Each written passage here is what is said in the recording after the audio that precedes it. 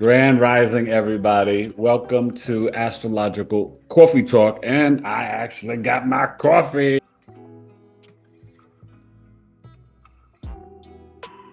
You guys, welcome. Today we're talking about the Leo Solar Eclipse, okay? On Wednesday, August 12th, 20 degrees. I'm going to, bring up this chart. And what's really fascinating, we have got 18 months of the Aquarius North Node and the Leo South Node. And in this eclipse portal and energy, you can feel it 2 weeks before and 2 weeks after. But please truly understand that the eclipses and the eclipse energy can play out a long time after. Traditionally, you could say in a new moon, you'll see in February the Leo full moon. And yeah, things can manifest and play out to that time. For eclipses, we do not manifest. This is not a new moon, full moon energy that you manifest when we have the Pisces lunar eclipse. And we'll be talking about that at Coffee Talk. And I'll probably have to do it on a Saturday, just the way the calendar is working out for me this month. But the Pisces lunar eclipse, early morning on the 28th, and West Coast, it'll be late night, 27th. But, we're not manifesting on eclipses. This is more introspection, going within, journaling, writing, and kind of a recognition to see where we're at. So this chart is a Scorpio rising. We'll go around to, counterclockwise, and then we'll go to Sagittarius and go around. But I'm going to first just talk about the overall energy. So I'll stay with the Scorpio rising for a while because this is just the eclipse chart. And then we will break it down for each ascendant. So as you guys can see, it's Wednesday and I'm looking at New York City, sort of still the capital of the world. And it is 1:36 p.m. Eastern. Now, I have to mention it. I don't know if it's real. I don't know if it's a lie. I don't like to even use the term conspiracy theory. I think that's just made up in itself. But there are stories and things. A lot of things are happening that day. Pluto, interestingly enough, is what they consider to be out of bounds that day. We have like an asteroid storm that day. We have the Leo solar eclipse. And there's rumors that we can have here on planet Earth, not just America, 7 seconds of losing gravity, which could be really insane and crazy. And I just don't know what to think. But, you guys can search up on the internet, see what resonates with you. There's a lot energetically going on that day. And you see this chart with Sun, Moon, Jupiter, and Mercury in Leo. Now, when you talk about losing gravity, and this is about approximately 10:30 in the morning East Coast, 7 on the West Coast.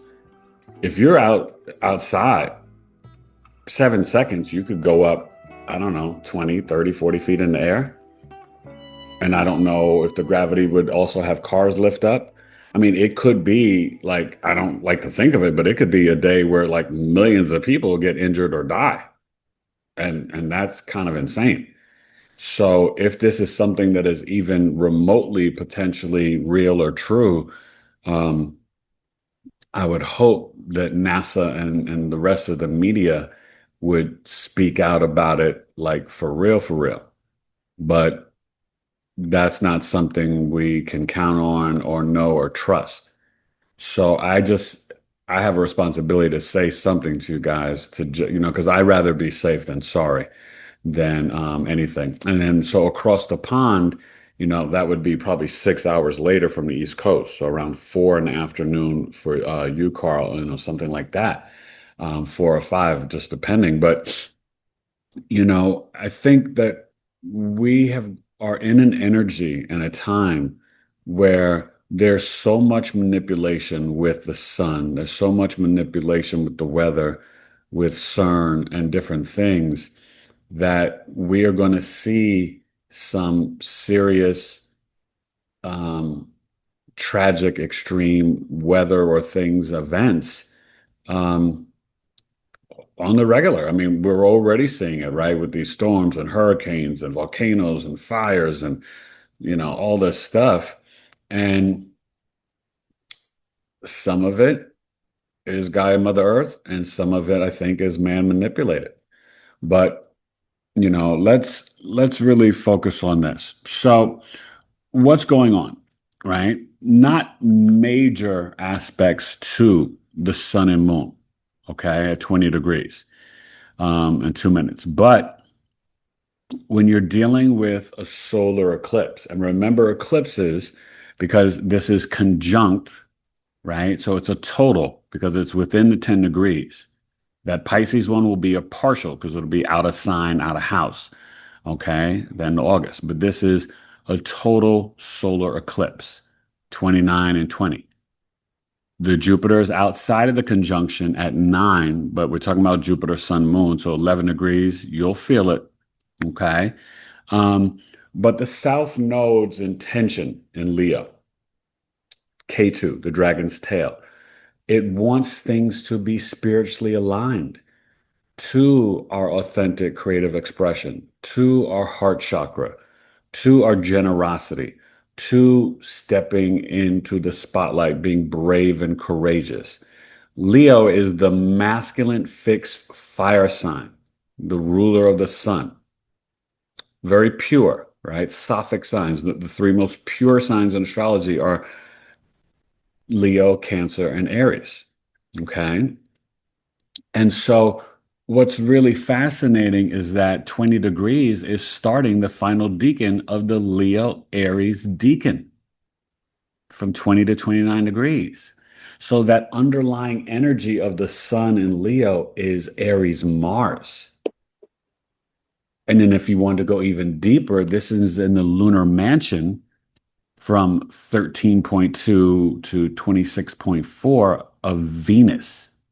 The first 0 to 13 is the South Node, which can be very spiritual for this Mercury and Jupiter, but also explosive and blowing things up, cutting, separating, dividing. We'll get into this with the lower and higher mind. So a couple things that we have to embrace with this eclipse. We have to see what is really authentically aligned with our heart. Are we being the distinguished, classy, regal king and queen? And for everybody, we need to check into our charts where, and we'll go around, like I said, the ascendants, but where Leo is in your chart, because that house will tell you the theme with the eclipse and the Leo. Okay. And hopefully that makes sense in terms of how it will play out in your life. For the Scorpio risings, but for this chart, it's in the 10th house of the father, the government, the legacy, the reputation, the public image, the workplace, work environment, the career, because the MC's here. Okay. And so the South Node is saying to the sun and moon, and think about people who natally have Pluto placements, and especially, even the Pluto Leo generation, the boomers, as I say, right, we see it, and I use the examples, and it's not to just ostracize them, but I use that example because, they're iconic, right? The President, Trump, and Oprah, right? They don't want to step out of the stage in the spotlight, right? And you have to think about the Pluto Leo generation. A lot of their parents were coming off of the Depression. So a lot of these children did not get the attention that they wanted. They wanted to be seen. They are very dynamic and dramatic, but they brought in this, sort of like, I don't want to call it Camelot because that's more like Neptune Leo, like JFK and Jackie Onassis, but this, everybody wants to be a star, a movie star, an actor, an actress, powerful, right? Remember, Leo is what? The entertainer and the politician. You're going to see a lot of things that are revealed. Mercury, Jupiter opposing Pluto retrograde in Aquarius. Juno has retrograded back to Capricorn, but now Pluto's moved to 3 degrees. It was at 4 for a long time. It's at 3 now. Still opposing the Mercury and still within, 6 degrees in opposition for Jupiter. But you're going to see the vibration and frequency of what needs to end so that we can begin anew, right? The solar eclipse is a new beginning. But remember, eclipses, these are the nodes of fate. They are malefics. They are very karmic. The dragon's head, the North Node in Aquarius, it's consuming. It has desires. It's your mission, purpose, and destiny, but it wants, and it wants sometimes in scrupulous ways, right? And that's where we can get into the bad science or the overreach of AI and technology and data centers and taking water for underground bunkers or whatever, right? So this South Node and this Leo solar eclipse is really speaking to, maybe something being very assertive and aggressive in releasing and ending things to bring in a new energy. And so this can be beyond celebrityism. This can be, beyond the entertainment system. This can be about power, kings, leaders, right? We have to watch the King of England. The way his charts lined up, this can greatly affect him with his health. Okay. King Charles, who's already had health issues. But, this is also on our president's ascendant. He's a Leo rising. So,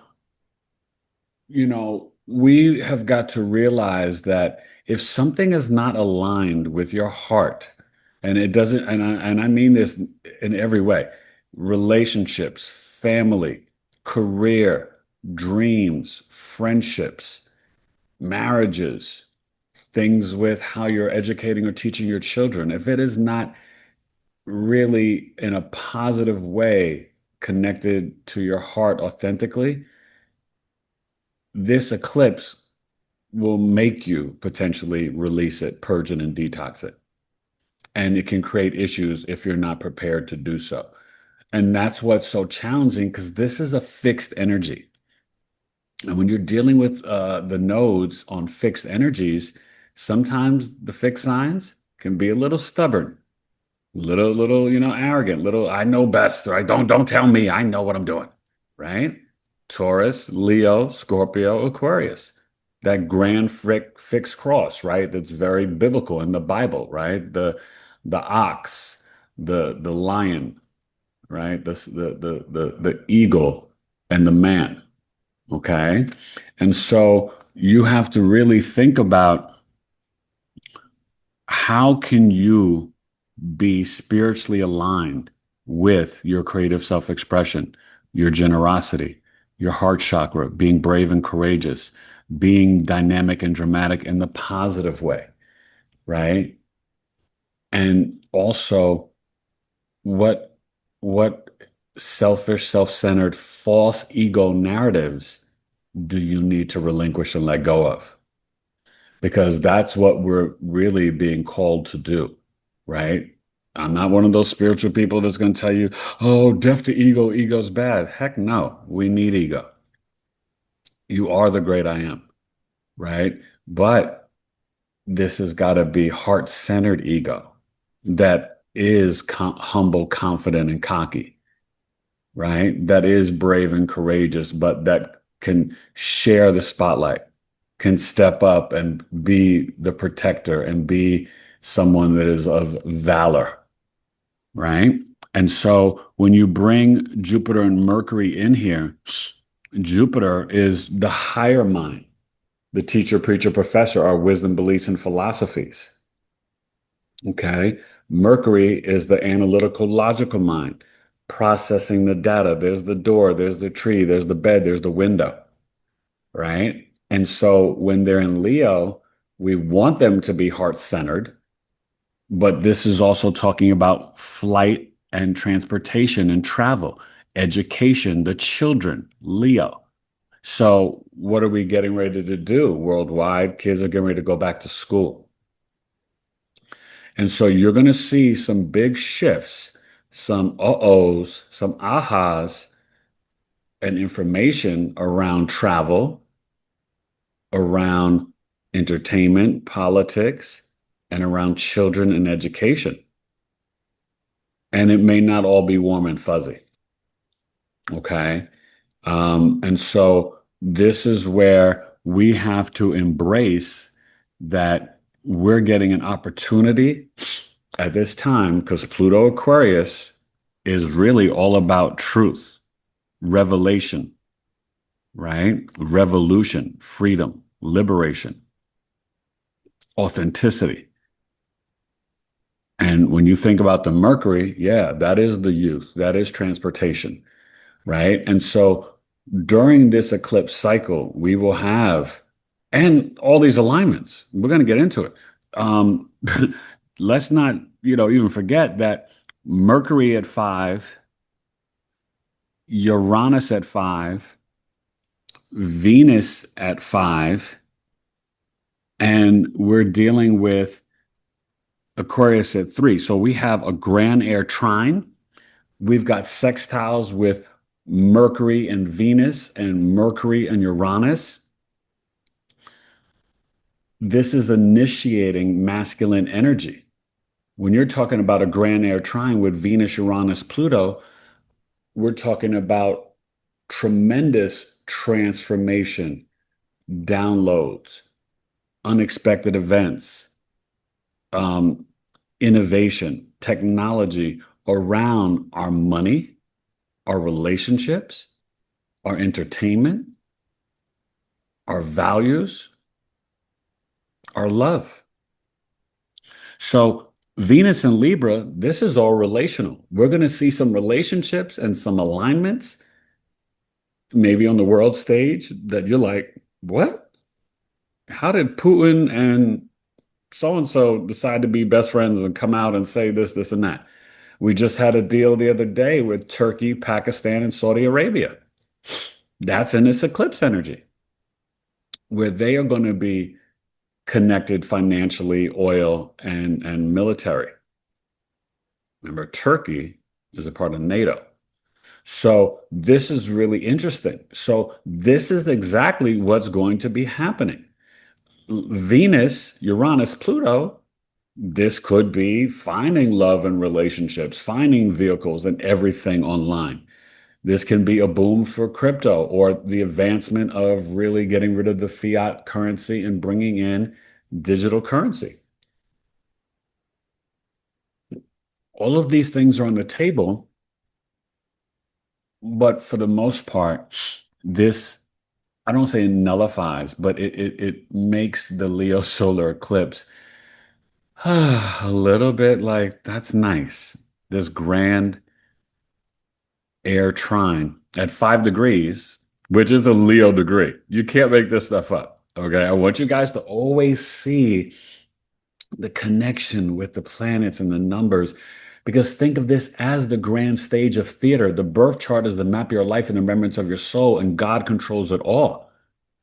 So when you've got these planets at 5 degrees in a trine, and you're talking about communication, thought, messaging, air is travel, we're going to see with some of the bad, also some of the good and beneficial. And this is not something that just happens on August 12th, right? These are things that give birth and spark what? New moon, solar eclipse, new beginnings, right? So that old thing, right? You must destroy in order to rebuild. Through chaos comes order. Now, unfortunately, some people try to use that for bad things, right? Like the New World Order, right? Creating the problem to then be the savior and clean it up and then, entrap and enslave people. We're not doing that.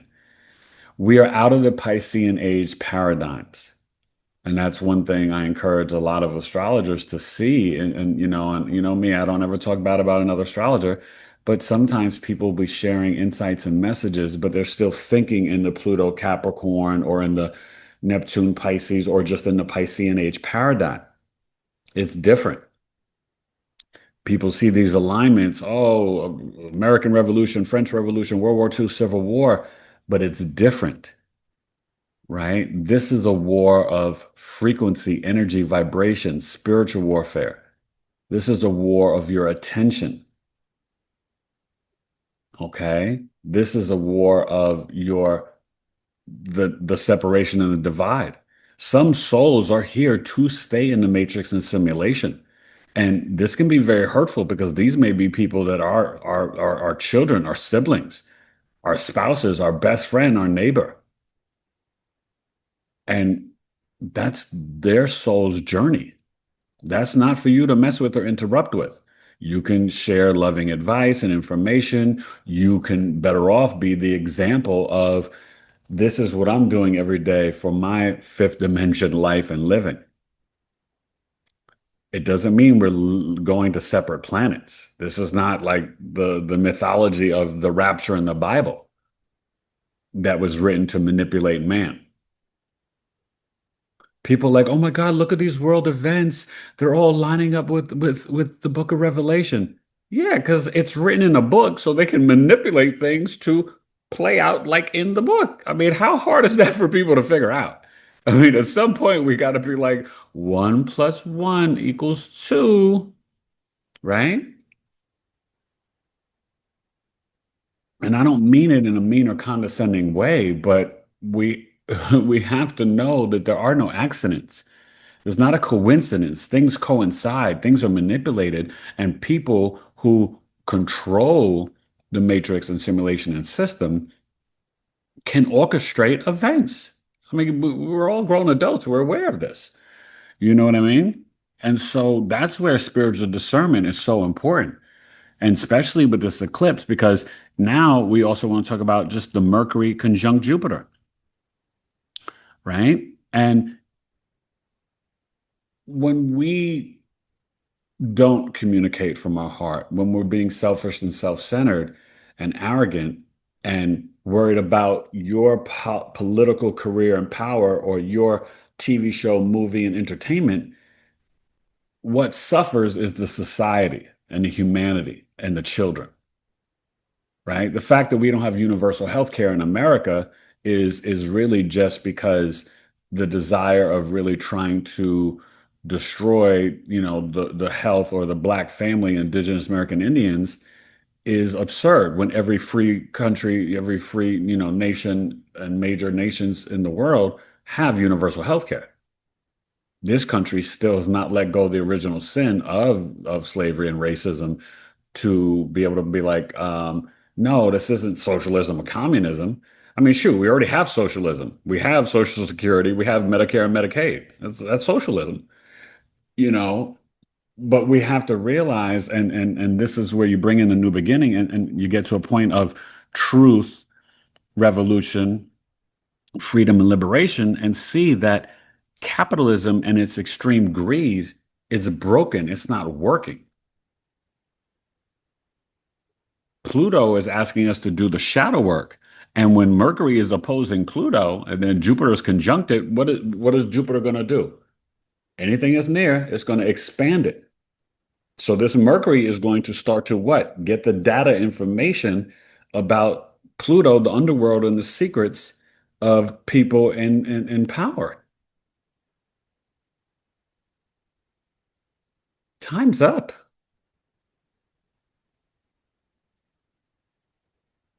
The gig is up.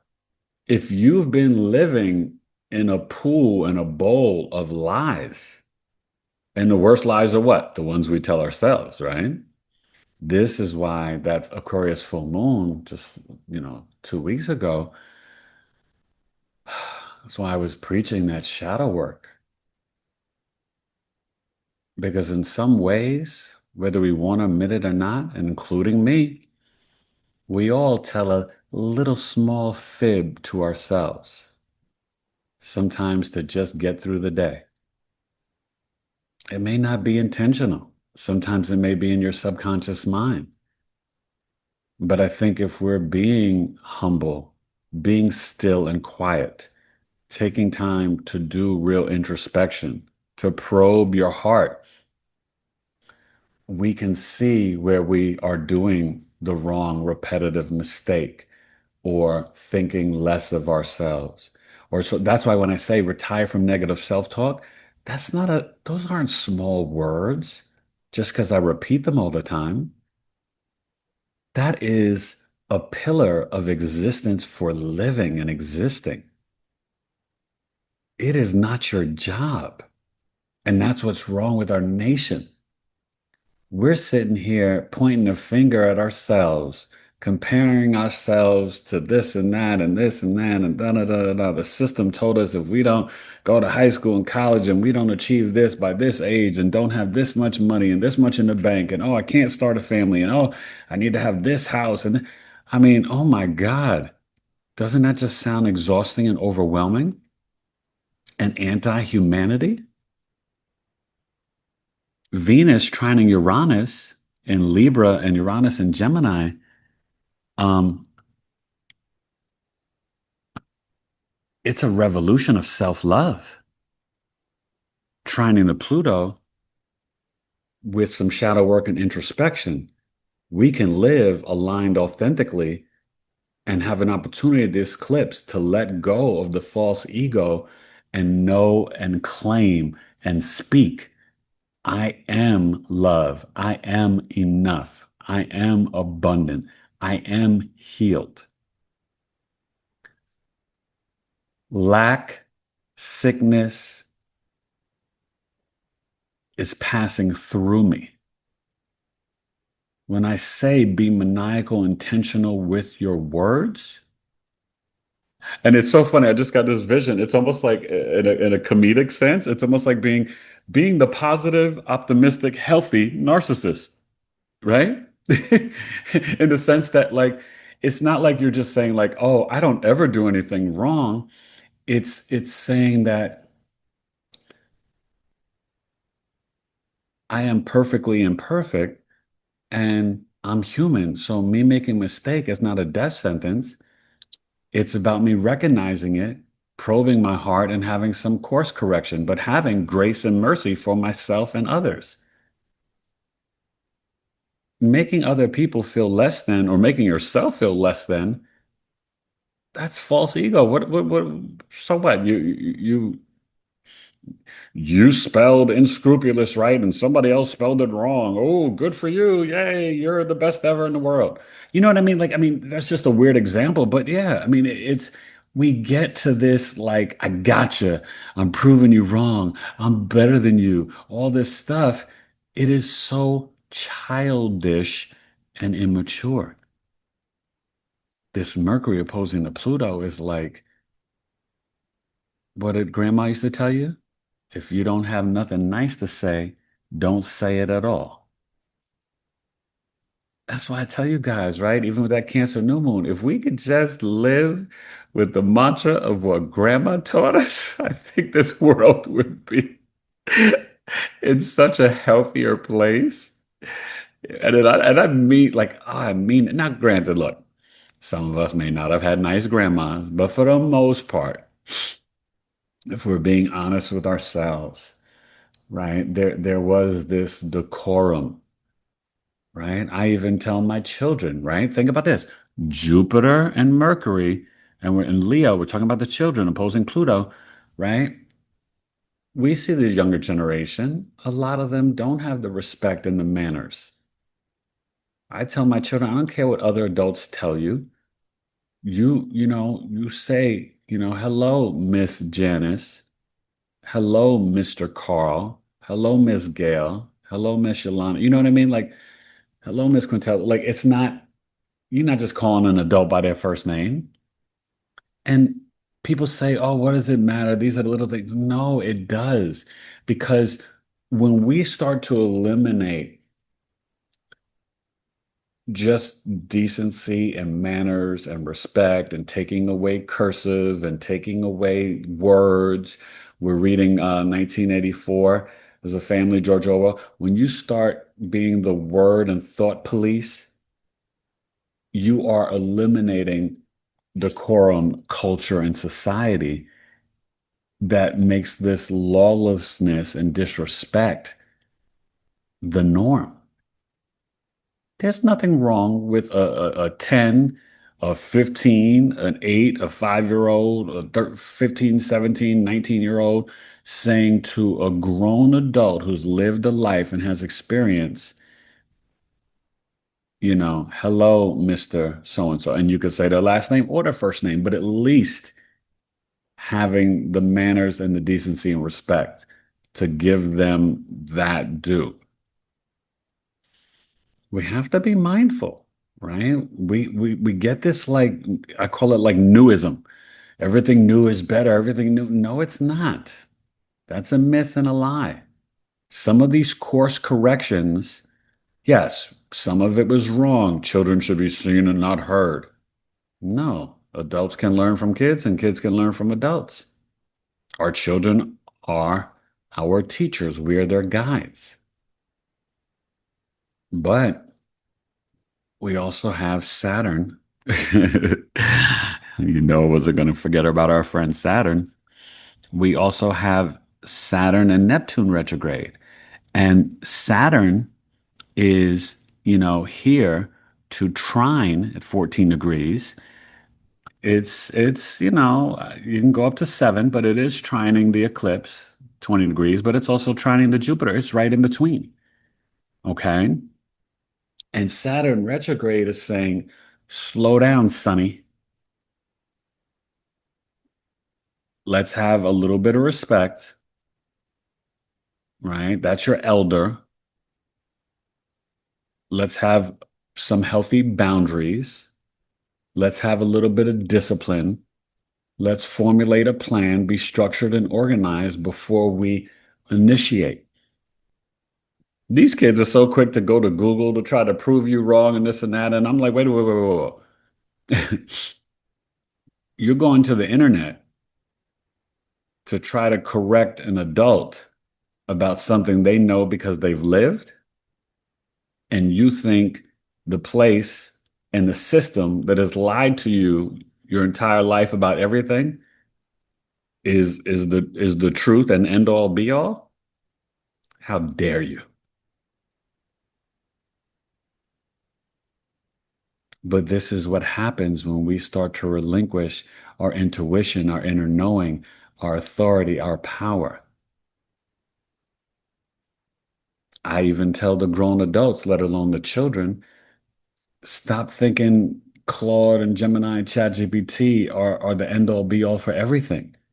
Your intuition, what have I been saying the last 2 years? You become the president leader of your own life. You become the media. You're Lilith, you're Pluto, you're Chiron. You have the answers. You know that you know. You don't need a broadcast news.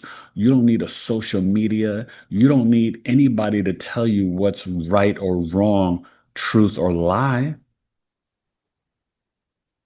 You have intuition and emotional intelligence.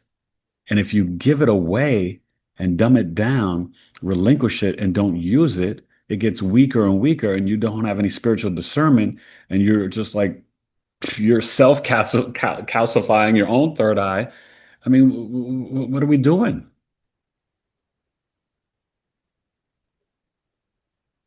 We, Leo, sun and moon, I tell you all the time, right? Yolanda has this. I tell you all the time about this Leo moon. Yeah, it can be dynamic and dramatic, but the Leo moon gives the best hugs. It's warm. It's walking sunshine with emotion. It's generous and sharing the spotlight. It's inspiring. Go ahead, baby. You can be anything when you grow up. You can do anything. That's what needs to be rebirthed at this eclipse. As we death and rebirth, as we purge and release, self node and cleanse, we need to purify the heart chakra and get into that energy of I will step up and lead, but from my heart for the collective and for the good and equality of all. Pluto Libra, Venus trine Uranus trine Pluto. This is not the time of kings and dictators. That That's falling away as it should. I'm not saying this is right away and it's going to be easy, but this is what we are seeing and being led to from source, that it's time for us to really course correct. Okay. Now, hold on. Let me just check to see um, if Julie is coming. Okay. Now, I want to look at a couple things, and I want you guys, if you have any questions about this chart, to ask me before, we go around. But also, yeah, love over the internet, purchasing everything over the internet, but more importantly, Venus, Pluto, Uranus having new advancements in, and this is the struggle. The AI opens things up for everyone to be able to make a song, make a movie, find love, get cars, do this, do that, right? Make life easier. Venus contracts, Venus relationships, Uranus technology, Pluto transformation, right? In an air sign in Aquarius, which is getting into science, right? They just came out with a new, I have to watch my words, but a new flu thing that's supposed to be this, this, and that, but has some things in it that is not necessarily right. Oh, but it's easy. If you take this, you'll do da da da, right? So we have to just be mindful that what is always presented to make our lives more convenient and easier, this is the better thing. It's new, it's this and that. Well, what's better than what God gave us? Herbs, trees, and plants, the sun, the moon, the water. The sun is some of the best medicine you could ever have in your life. Go sun gaze, sunrise, sunset. Go spend 45 minutes out in the sun during the day between 12 and 3. See how you feel. You'll eat less and you'll feel vitality and you will feel alive and you'll feel amazing. Right? Get some good sleep at night. Have some fruit, electromagnetic food, because we're electromagnetic beings, electrically charged by the sun. See how you feel, because food is medicine. The sun is medicine. This Venus, though, in Libra, it's relational. But as I say to the Pluto Libra generation, the first relationship has got to be with self. And it's at 5 degrees Leo. Who loves themselves more than Leos? We don't have to ask Leos if they love themselves. That's what I love about Leo.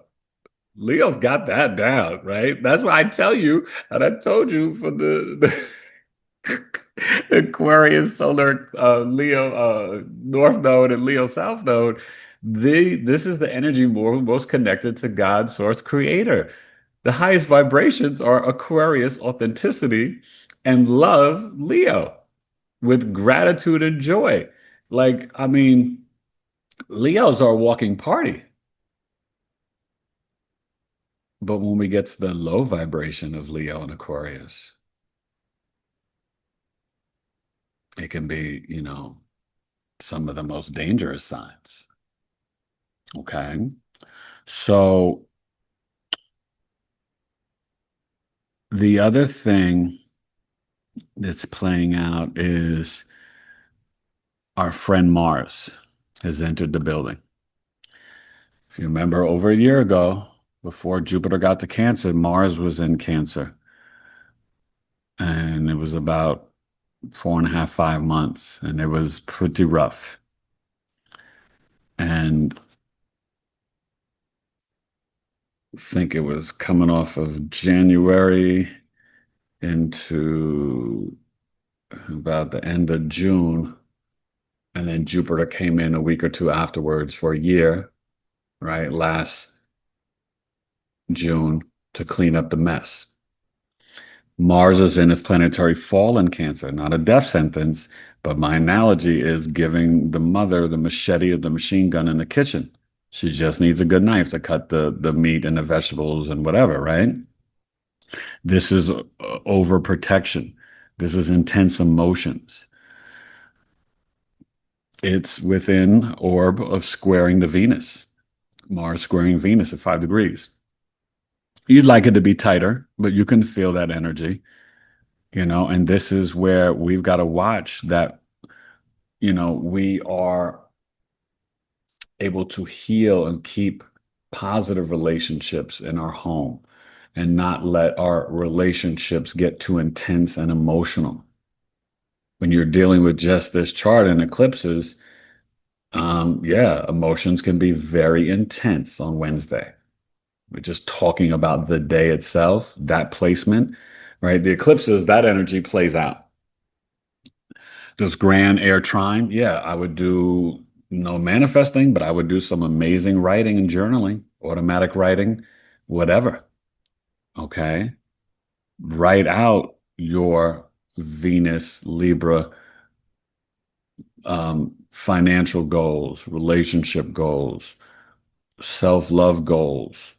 What do you need to still do shadow work and heal? How can you think outside the box and get comfortable with being uncomfortable? Uranus and Gemini, any day, anything can happen anytime. Spiritual gifts can come online, but you can't. Uranus is like, hey, I'm not here for games.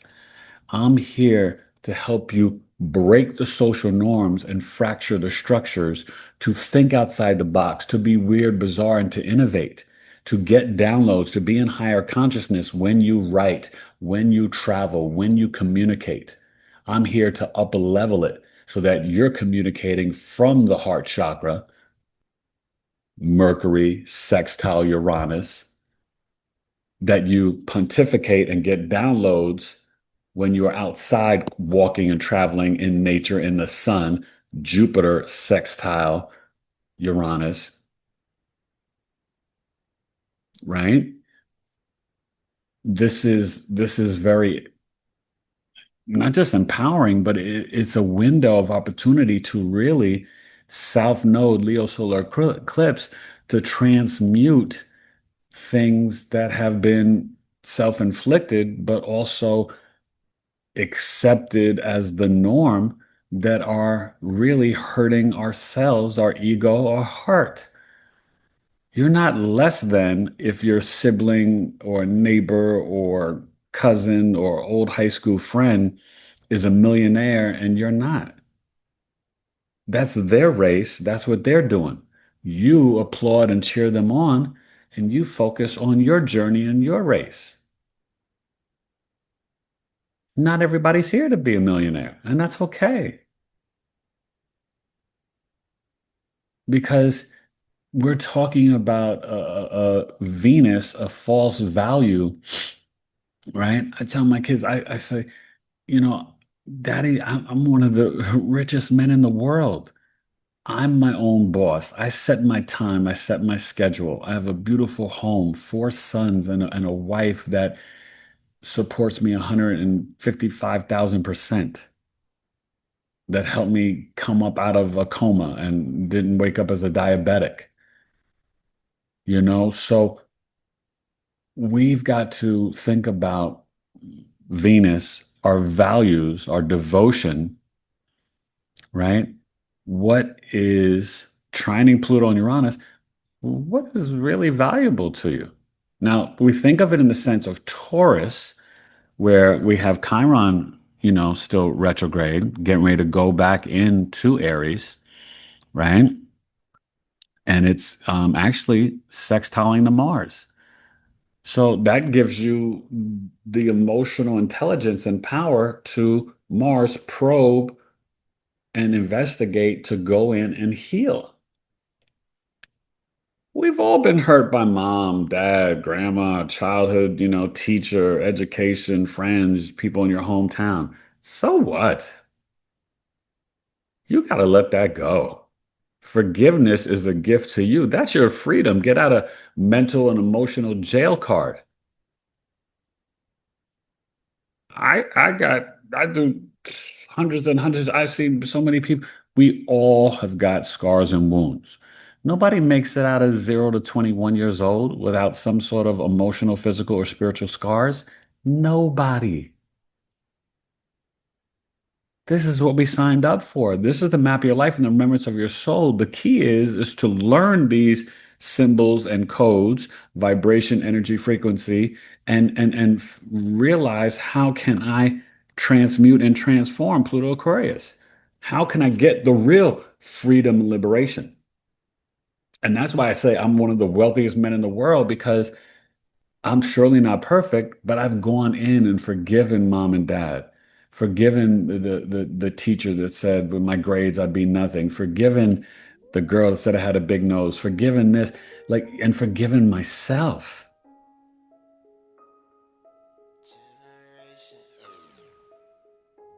This eclipse is giving us the opportunity to get your heart right. The South Node is like, ooh, you got to do some cleansing of that sucker. Get that healthy ego. And guess what? Be generous to yourself. Sometimes you're like, hey, it's Friday. I'm going to go get my car washed and I'm going to buy some flowers and chocolate for me. I don't care about anybody else. Now, yeah, of course, we should be generous and optimistic and sharing the spotlight and positive with everyone or people around us and our loved ones, and even kind words to neighbors and strangers.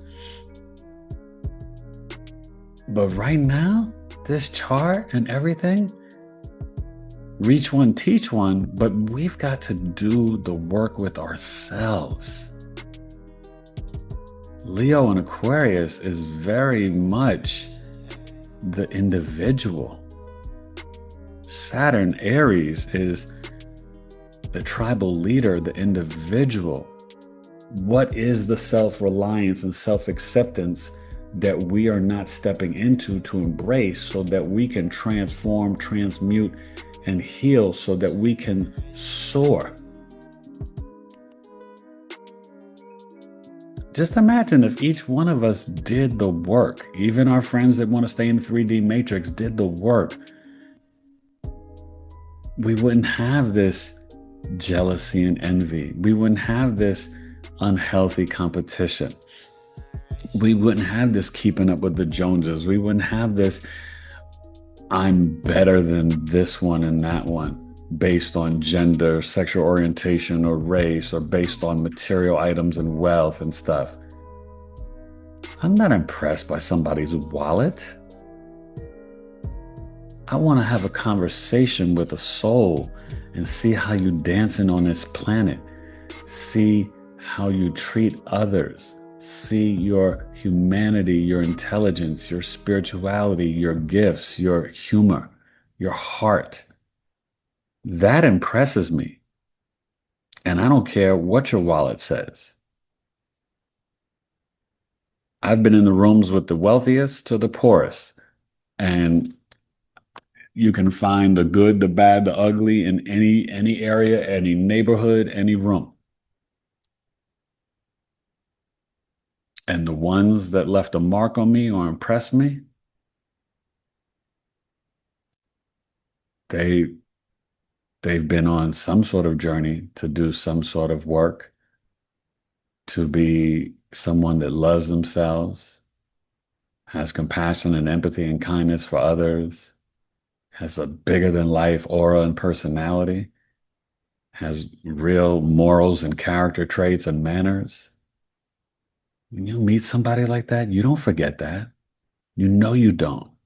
You're like, wow, that's a real woman. That's a real man. That's a soul and a human being that's rich and vibrant and colorful and alive and powerful. You know that. You know you feel that.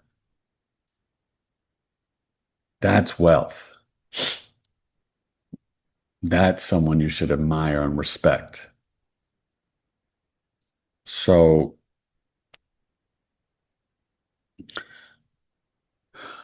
we got to be thankful for this grand air trine because I can tell you personally, and I've got to get back to it. I've had these wrist surgeries and computers and stuff that have gotten me away from my writing. And my writing's so bad I could barely even read it. But getting back to the writing and the automatic writing,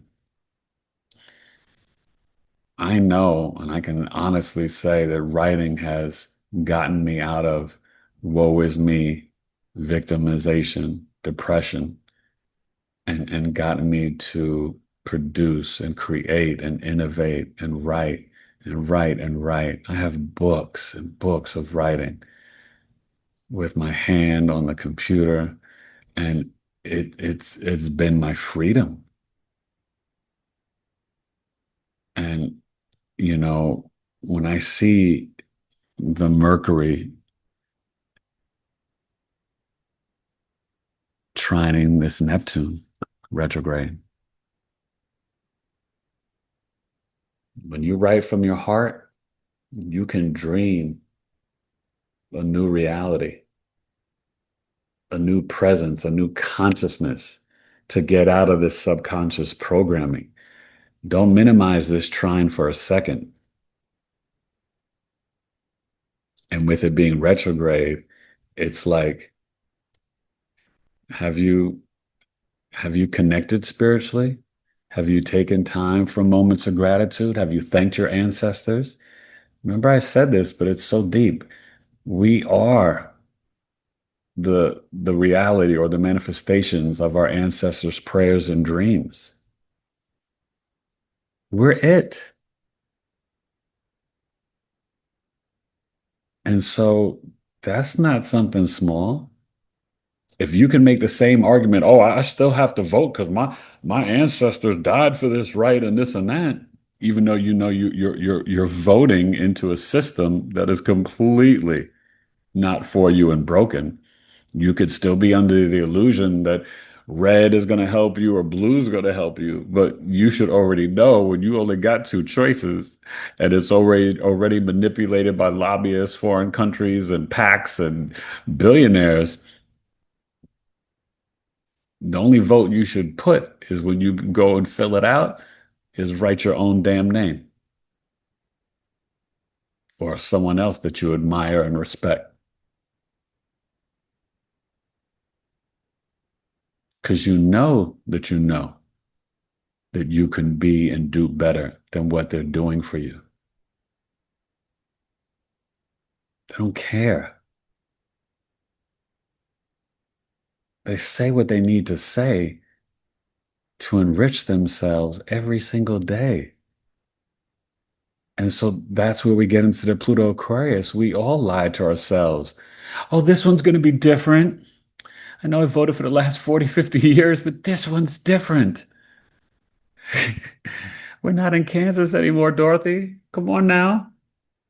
We have enough. We have enough eyewitnesses, enough history, enough reality to show and prove that this isn't it. And it never has been. But I know it's hard for human beings to say sorry, admit to being wrong, to apologize, admit to living wrong.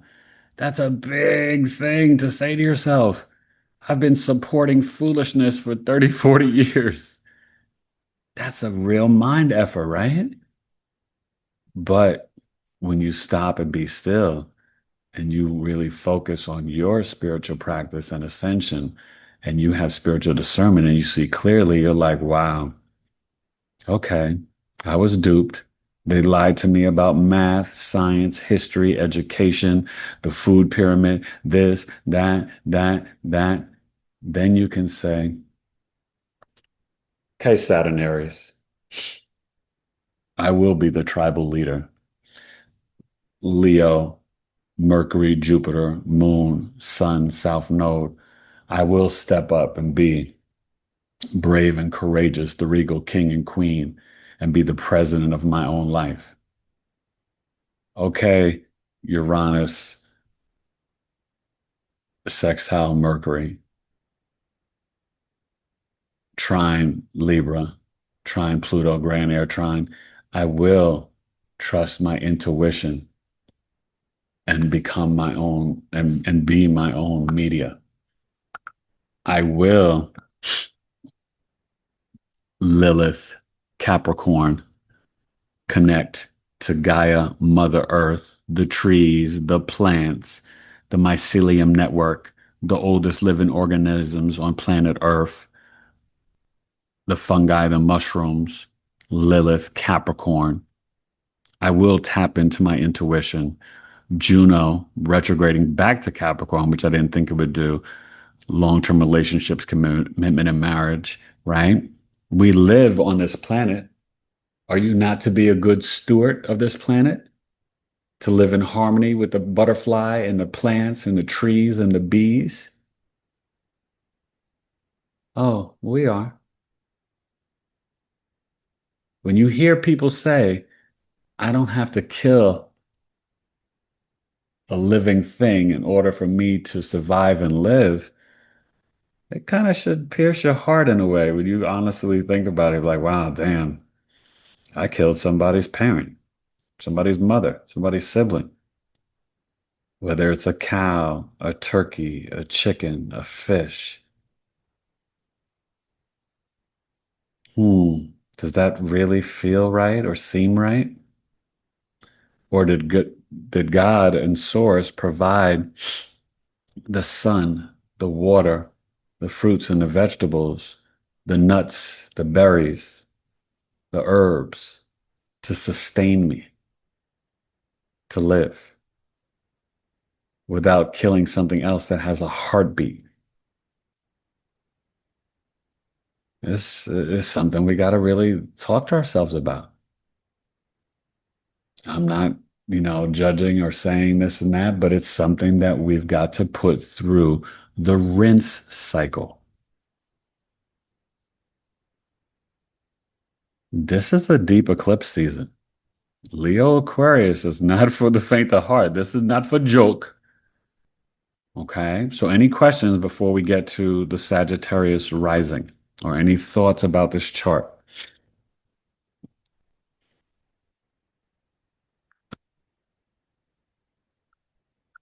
or even anything you notice or feel? And specifically, this is also for you, Yo Yo, because you and I are Scorpio risings and Danny and Israel in the replay. This is definitely 10th house stuff, right? About being authentic at work and public and our heart, right? Communicating from our heart, stepping into the spotlight,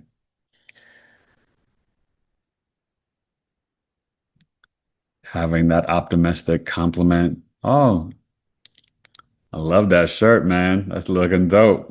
Oh, wow. Look at your ear. You look so beautiful today, ma'am. Da, da, da, da, da. You know what I mean? We may be the light and out in the world that gives somebody the one compliment they hear all day, all week, all month, all year. One loving smile or kind word may prevent someone from checking out and committing suicide. Don't ever take for granted your opportunity to be kind to another human. It's your free will gift. It's part of your divine assignment from Source to really be the light, authentically living from your heart chakra. So, anybody, we're good? I can go to Sag.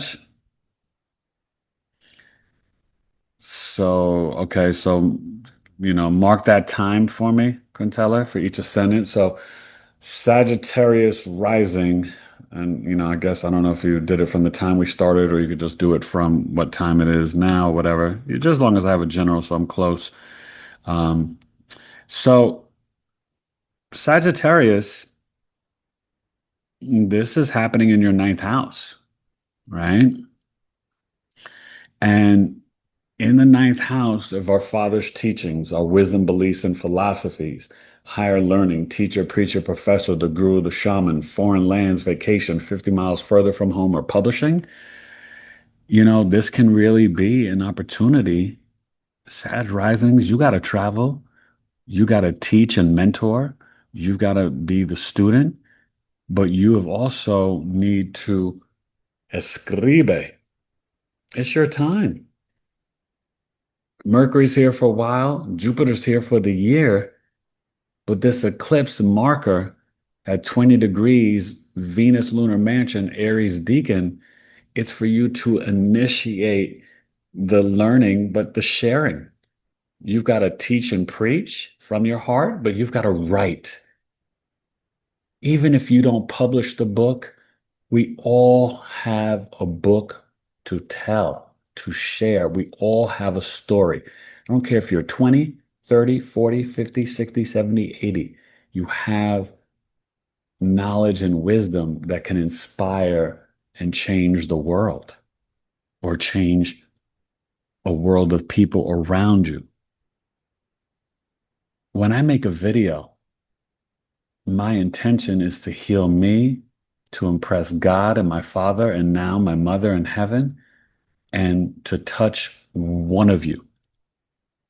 If one of you sees my Jupiter and Leo video and is like, oh my gosh, I get it now. Wow, Eric made me see myself and see my abundance and blessings. Mercury Leo, Eric showed me, wow, I really need to communicate authentically from my heart. Leo Moon, ooh, I've got to watch my ego and emotions and not be so dynamic and or not so dramatic and share my warm, loving heart. My Leo sun. Wow, yeah, nah, Eric taught me. You know what I mean? And that that's feeding me on a spiritual level. Of course, I mean, gosh, I live in the matrix. I still need the financial, but that's the intention when I make the video. I don't make a video thinking like, oh, this is going to make me this much money. There's no proof, no evidence of that. And that's not even, what I would even, I just don't even think about that. I'm thinking, how can I speak the truth to explain to a collective of souls that I've never met? What does it mean to have your Mercury in Leo, your Jupiter in Leo, your moon or sun in Leo, or your South Node in Leo? And I'm going to be starting after I'm recording my class right now. I've got to finish up series through the houses, but in a month or two, I'll be starting my South Node series, South Node through the signs, because I've done the North Node and I've done the North Node, South Node access in the houses. But once I do that, yeah, I basically will have completed the whole chart. Maybe one day I'll do Vesta and Vertex, but I don't really feel a need. Some astrologers have done it, and that's fine. But from Ceres, Juno, part of Fortune, I mean, Lilith, Chiron, my YouTube channel, you can see your entire birth chart. And I'm proud of that. That's a legacy. It's documented knowledge of truth for the collective that I am bestowing and leaving.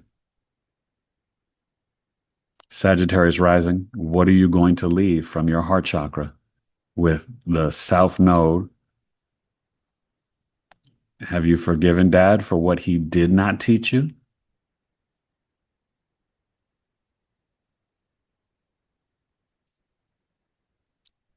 Are you feeling called to move?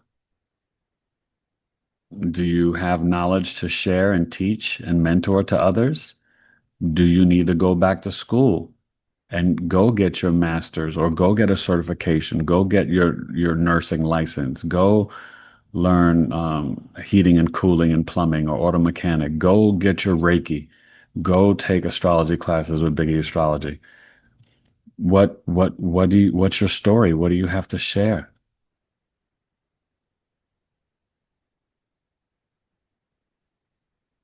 And maybe you need to step away from some false teachings and maybe some false beliefs or what you think is the religious law. Think about this, Sag. Okay. So the other thing that I would say, obviously, for the Sag risings, you're still going to be dealing with this Uranus in the seventh house. I mean, we're focused on the eclipse, but you know,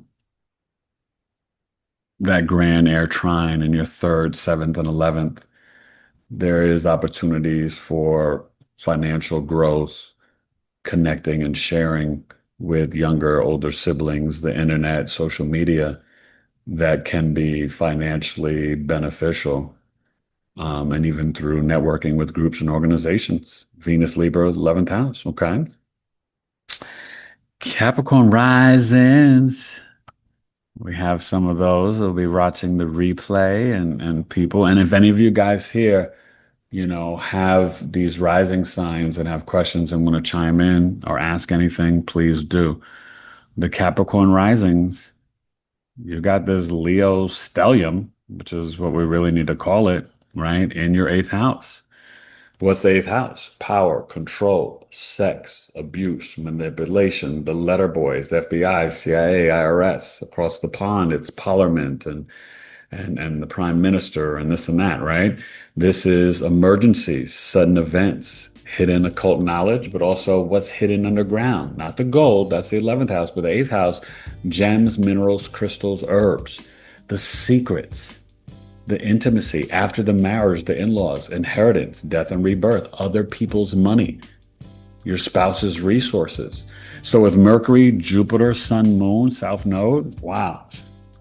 This could be the start of a new spiritual marriage and relationship, and you're buying your first house together, and you're, like, oh, let's have our two accounts and we'll have a family account together and let's do this and that. And, connecting with gems and crystals and minerals. Oh, I want to put some Celtic sea salt in my water. I want to get pre and probiotics. I want to get some sea moss and spirulina.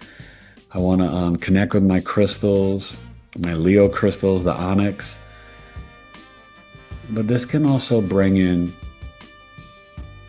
maybe some new spiritual knowledge, the remembrance of your childhood spiritual gifts that you squashed and put down.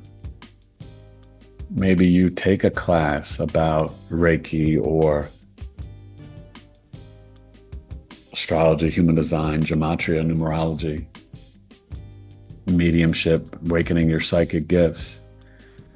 Cap risings, you feel the pressure, a duty, or responsibility to achieve and work hard, but this eighth house can be very telling for you in terms of what lights up your heart. Down deep, with this South Node, Sun, Moon, Jupiter, Mercury, Cap risings, there's a new beginning of truth and knowledge. And with Jupiter being here for the year, Jupiter is also biology and finance, but it's the teacher. It's how we learn and explore and find abundance. And maybe it is from exploring what's hidden, getting into the shadows of Pluto, right? It's opposing your Pluto North Node and Aquarius second house. What you talk about now, maybe how you're earning money. Maybe now you have done the shadow work and all of a sudden, Uranus, Gemini, sixth house, you got some downloads and you realize, I've got to be an intuitive energy healer or worker. I actually do have healing hands. I do know when souls are being born or are passing away. And the Jupiter Leo is letting you know you need to share that knowledge and information from your heart. What's spiritually aligned with you? Are you in the wrong abusive marriage or relationship? Is the intimacy dangerous? Do you not feel safe? Are you not allowed, maybe a woman, because Jupiter could be the husband, or a same-sex couple, are you not allowed to spend money or finances? We have no idea how many marriages where people are trapped and stuck and abused, and they could earn money and not even be able to touch it. You have no idea. It's a real thing. That's going to change. This is going to change, Cap Risings. But you have to be honest in terms of your ego and what lights up your heart. The South Node wants us to have a new beginning, but a new beginning that is spiritually aligned with our heart, with our abundance, our knowledge, our optimistic nature, our analytical data processing mind, lower and higher mind. So, Cap Risings, there may be a few rabbit holes you need to go down. Or maybe you need to lead others down a few rabbit holes too to heal and to get aligned with their heart and their truth. Okay. Now, Venus, watching on the replay, it's Mother's Aquarius Risings.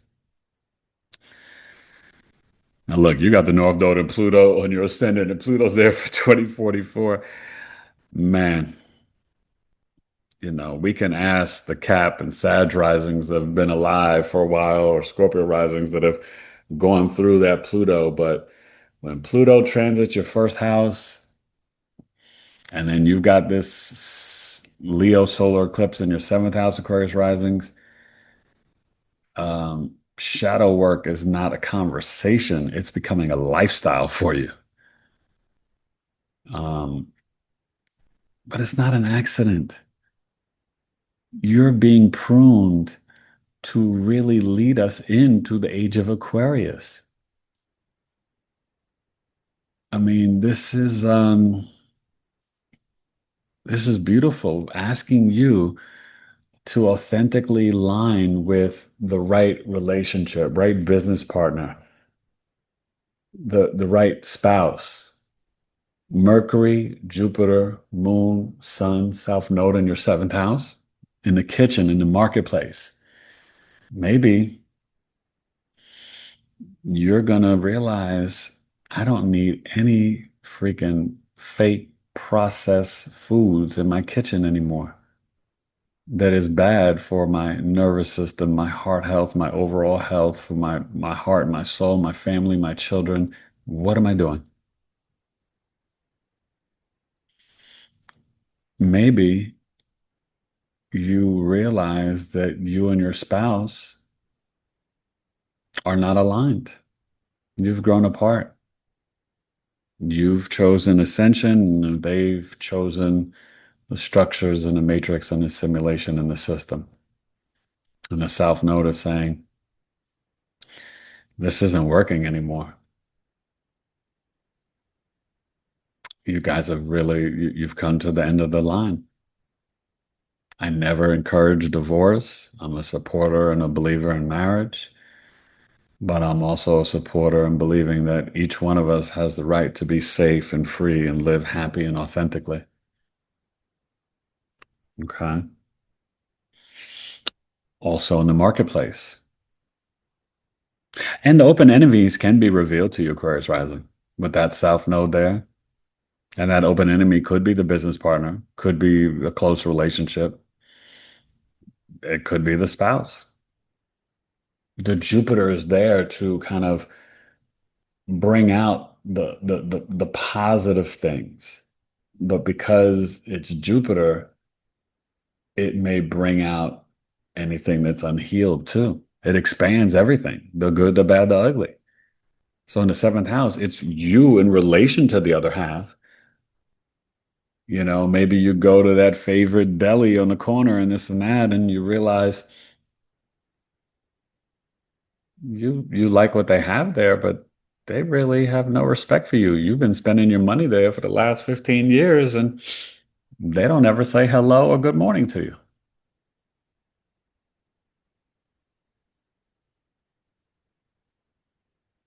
We have to watch where we spend our dollars.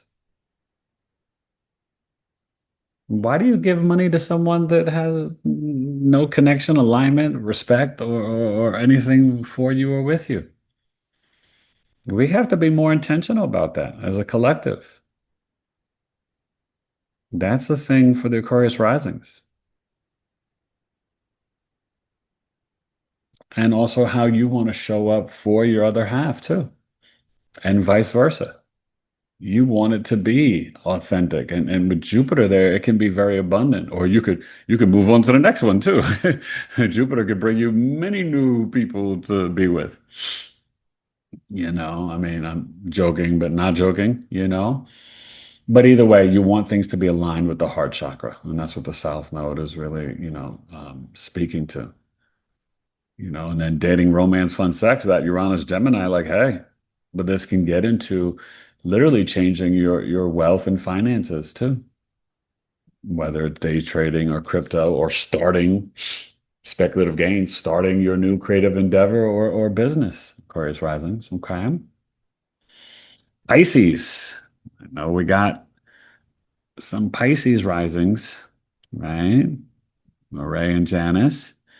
And so, for Pisces, we're dealing with this in the sixth house. This is the work, the health, the hygiene, sickness, illnesses, daily routines. This is sun gazing, sunrise and sunset. This is getting the solar food and more fruits and veggies. This is what is your service to humanity, or how you treat small pets, or your coworkers, your boss, the people at the dry cleaners, the bank, the grocery store. Do you smile at them? Do you give compliments? Are you sharing the generosity from your heart? Are you going to a gym or a grocery store where they're kind of stank and nasty to you? You don't have to go there. There's plenty other grocery stores, and there's plenty other gyms, and even a bank. You go to the bank and they're never helpful and never this and that or whatever. You can take your money out of Bank of America, Chase, this one, go to a credit union or go to another bank. Sometimes, you guys, we co-sign things when we just accept it and make excuses for it. We're not in that season anymore. We're not in a Piscean age. The confusion, the illusion, being idealistic, unrealistic, the deception, the fog, the rose-colored glasses, the victimization, self-sacrificing, that is dead. Let it go.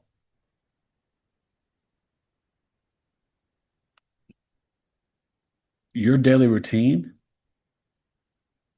and I'm not saying they got to like roll out the red carpet for you because you're here now, but if you're not feeling seen or it doesn't feel aligned with you, then it's not.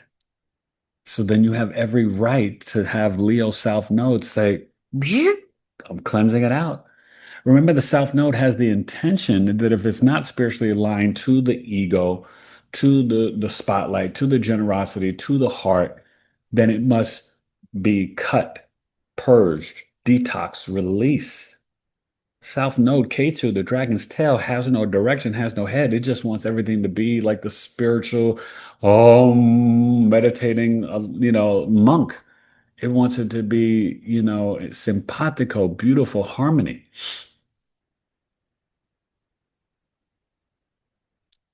Pisces risings, you have every right to guard and protect your heart chakra because that's also good for your health. Sixth house, health, hygiene, sicknesses, illnesses. It's good spiritual hygiene that when you come home, especially Pisces rising, sun or moon, when you come home from your daily routine, right, that you kind of like shoot, transmute, cut the cords so you're not bringing other people's energies into your home.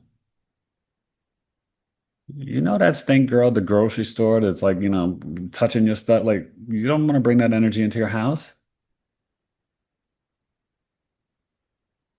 You're like, have a good day. She's like, mm-hmm. Right? You don't need that. You cut that cord. Don't bring that home because you are the magical shapeshifter. And you know you got Uranus in your fourth house of your lineage, your emotional mind. Let's have the spiritual hygiene to honor the ancestors in our home too.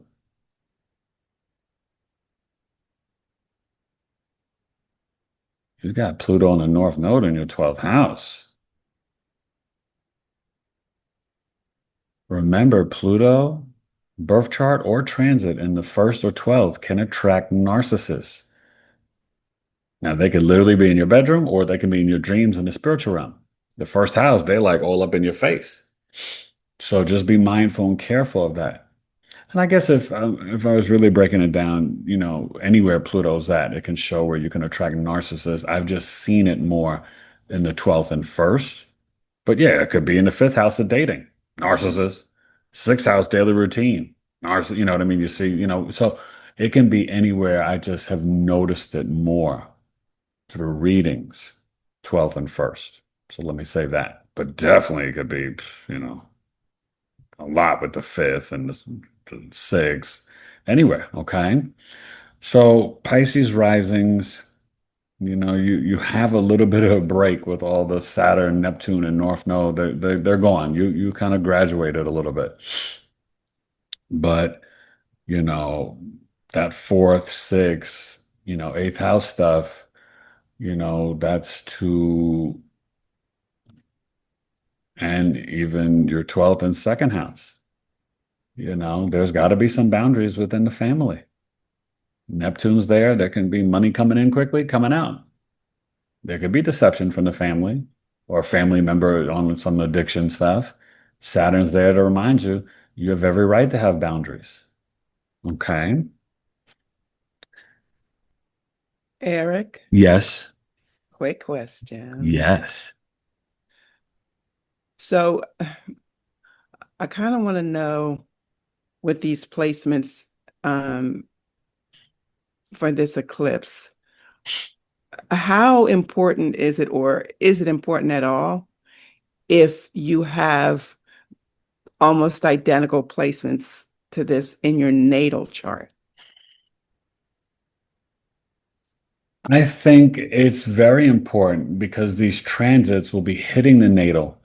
And so anybody that has anything in Leo from 24 to 29 degrees, oh no, I'm sorry.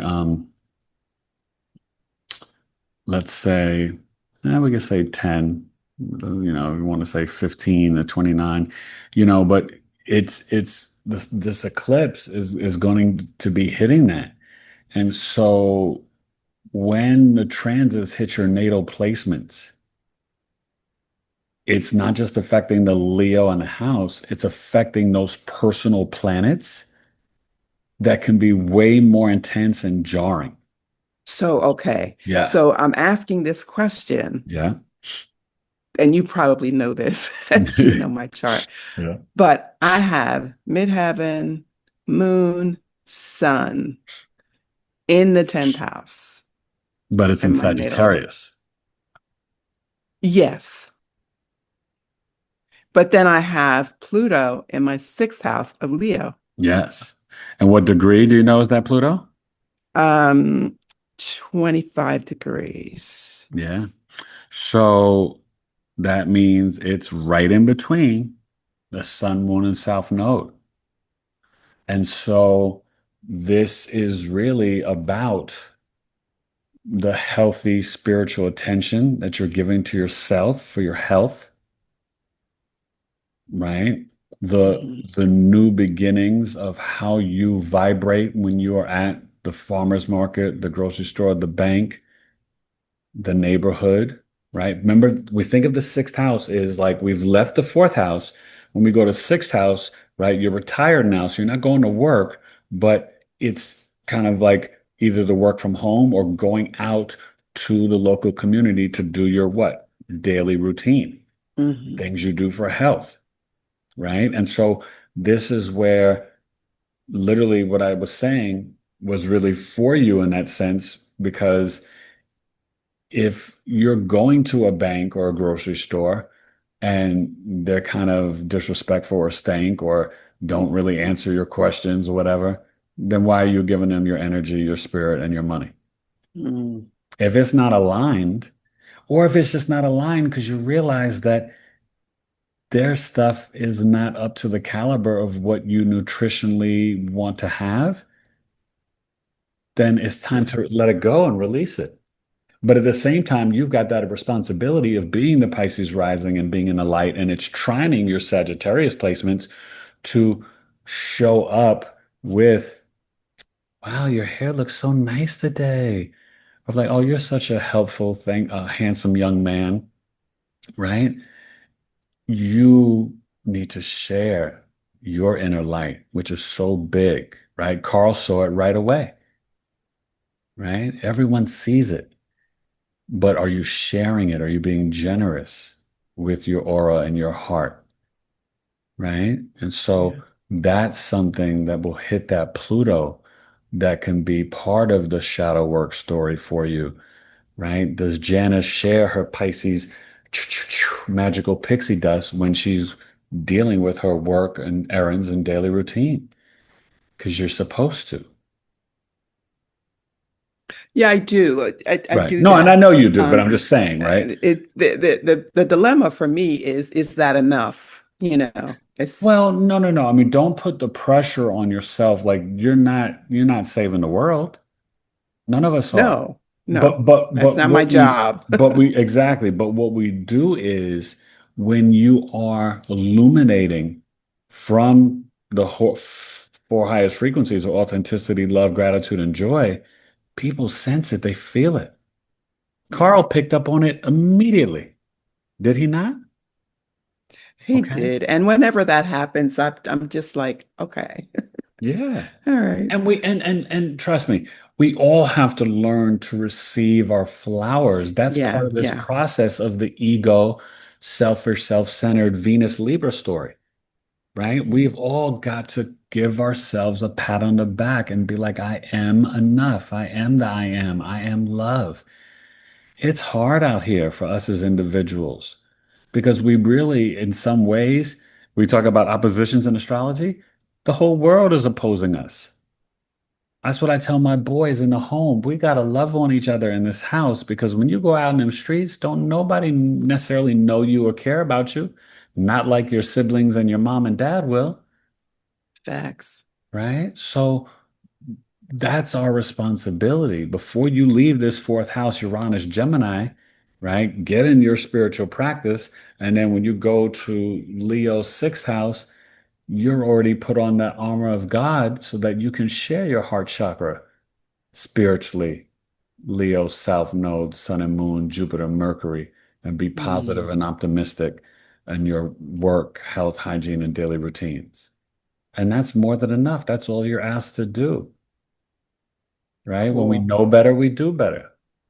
And that's going to be good for the Pluto because that's part of the shadow work. Pluto, Leo, it's not for them to dominate and be the king or queen for the public and be arrogant, stubborn, self-centered, and selfish. It's to share the spotlight, to be generous, to be optimistic, and to show the way. I don't care if it's Mercury, Venus, Jupiter, Sun, Moon, Pluto, anything Leo, it's big. It's bright, right? I mean, think of all that the Pluto Leo generation has accomplished. The boomers are incredible. The problem, We didn't get it all right, but we got a well, no, good no, part of it no, right. right. But the problem is, and that's what I was going to say, the problem is that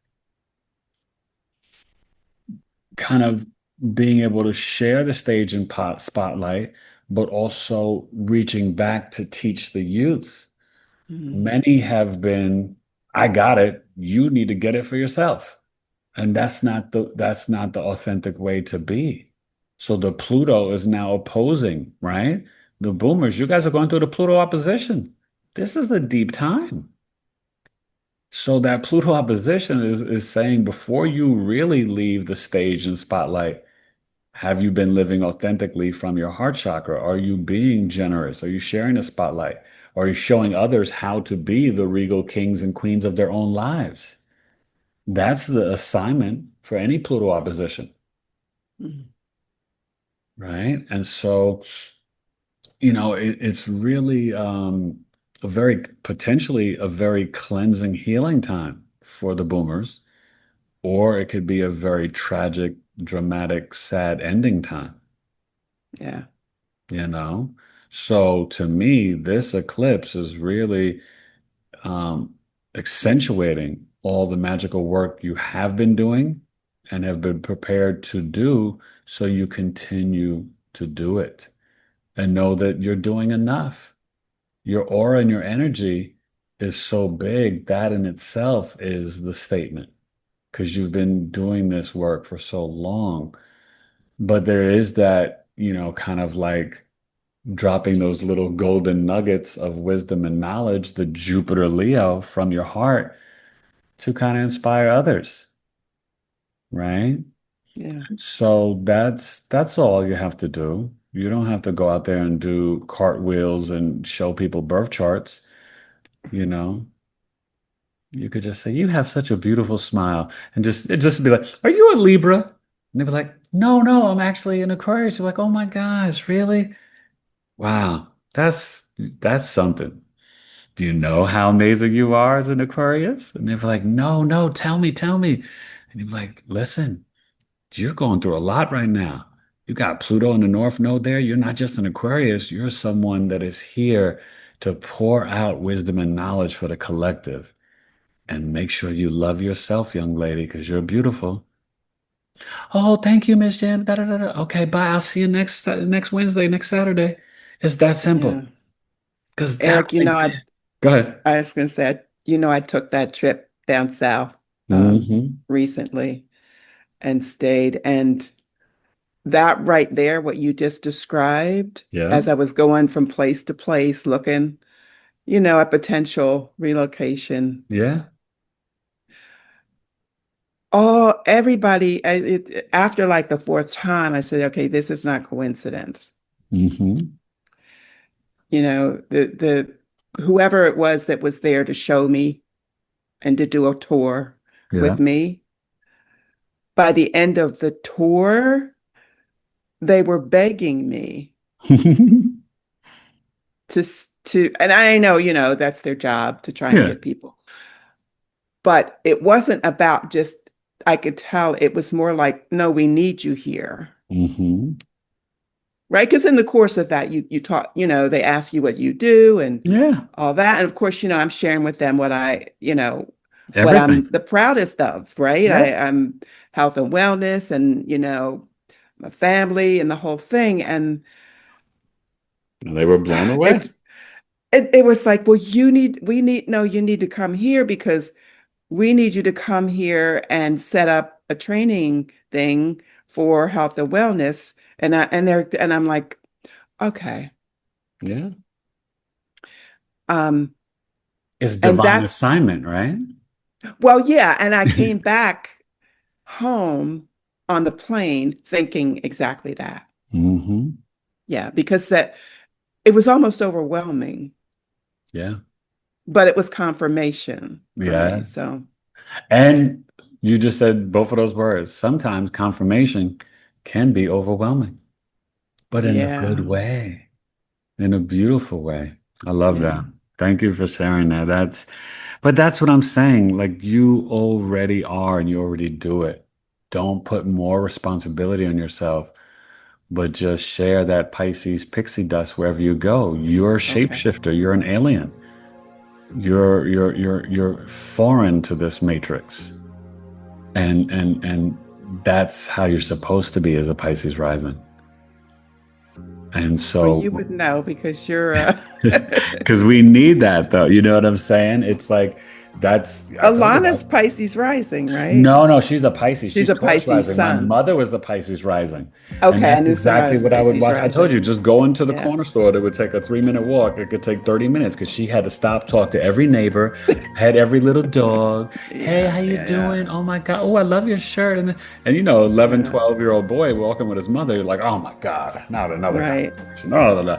But that's the magic of Pisces risings. Mm. You can't walk away from a moment of compassion, empathy, grace, and mercy, and unconditional love. You guys are walking pixie dust. It's your gift. That's what Yeah. was Michael. That's what was Whitney, right? That's their gifts. All So right. Thanks, Eric. I you're appreciate welcome. that. Let's get to the Aries Rising's I fifth have a house. question, Eric. Yeah, yes, please. So, when Janice share her placements, because this is a trine, I'm trying to make sure I understand. Uh-huh. Because this is trining her sixth and tenth house, wouldn't this eclipse be a little bit easier and kind of passive for her? So she would have to take the initiative. Well, I think it's trining her Sag placements, Sun, Moon, and Mercury. And so that makes the any purging, detoxing, and releasing a little bit easier Okay. because her natal placements are like, oh, this transit is letting me know, yeah, this is actually really right for me to do. I do need to release, I don't need to go to that bakery anymore. I don't even really like their bread. I can make my own bread better. Okay, Right? so it'll be a little bit more natural and free flowing for her to Because make the of the trine to the changes. natal placements, yes. Got it. Okay, Wow. thank you. Yes. Right? That's If that's it was amazing what squaring you it, just if said. she told me in her ninth house of Scorpio, she had the Sun, Moon, Mercury squaring this, right? All this eclipse in her sixth house, it would be really heavy. Got It would it. be the responsibility. It would be the, oh my God, like I don't even really want to do this anymore. I don't want to go to the store. I don't want to tell anybody anything. I don't want to share my mentorship abilities. I don't want to transmit. I don't want to share but remember, squares opportunities for growth. Yeah. So what could happen is she may not feel like she wants to be aligned with her heart chakra in the sixth house sharing stuff, right? But that square of the Scorpio, Sun, Moon, and Mercury squaring this South Node, Sun, Moon, Jupiter, whatever, the growth could be somebody on that daily routine comes up to her crying and be like, do you remember last month you were in here and you told me about, eating this or whatever, it would help me with my diabetes? And the woman just starts crying. Do you know, I went to the doctor and I've been eating the pears and the different things you told me and getting the fiber, and my numbers have regulated, and I don't need to prick my fingers anymore. And she starts crying and thanking her. And then it makes Janice realize, damn, I've got to do this. Makes sense because it You triggers see? her. Okay, got it. Got Because it. that square led to the opportunity of growth. She may not be feeling it. It can be irritating and frustrating, and it can not feel fruitful at all. But then the South Node and the eclipse and the Jupiter being there, somebody shows up and lets her know that when you do share your generosity and your spiritual magic from your heart chakra, at least one person stood up and said, you changed me, woman. Thank you. Isn't that powerful? Okay, thank Wow. you. That makes sense. Yeah. It's interesting because I recently, after literally years of struggling with, I would just call it an unhealthy attachment. After years, I have recently been able to really let go and know that it's a permanent release, just like you said. Yeah. And it just came out of the blue. I tried this, I tried that, all of these different, tools and things to help me. I had the awareness that needed to happen, but I just couldn't. I was forcing it. Yes. And what came to me is that release needed to be organic, natural. Yes. And once I came to that perspective about it, it happened. It just literally one day I was like, yeah, I'm not doing that. I'm not feeling that anymore. I love that. Yeah. So it's funny that Yeah. Quintella brought that up and it led to that discussion like that. So thanks. You're welcome. I think it's just beautiful. Now, Aries rising, Saturn, Neptune on the ascendant, introspection. You're walking around like a Pisces rising with Neptune on the ascendant to 2039 Aries risings. But this eclipse is happening in your fifth house, your heart chakra, your children. your hobbies, your creativity, high school, college years, if anybody has kids with this, your speculative gains, your political discussion, your dating, romance, fun, sex, past life karma, ancient history, gambling, lottery, fantasy sports.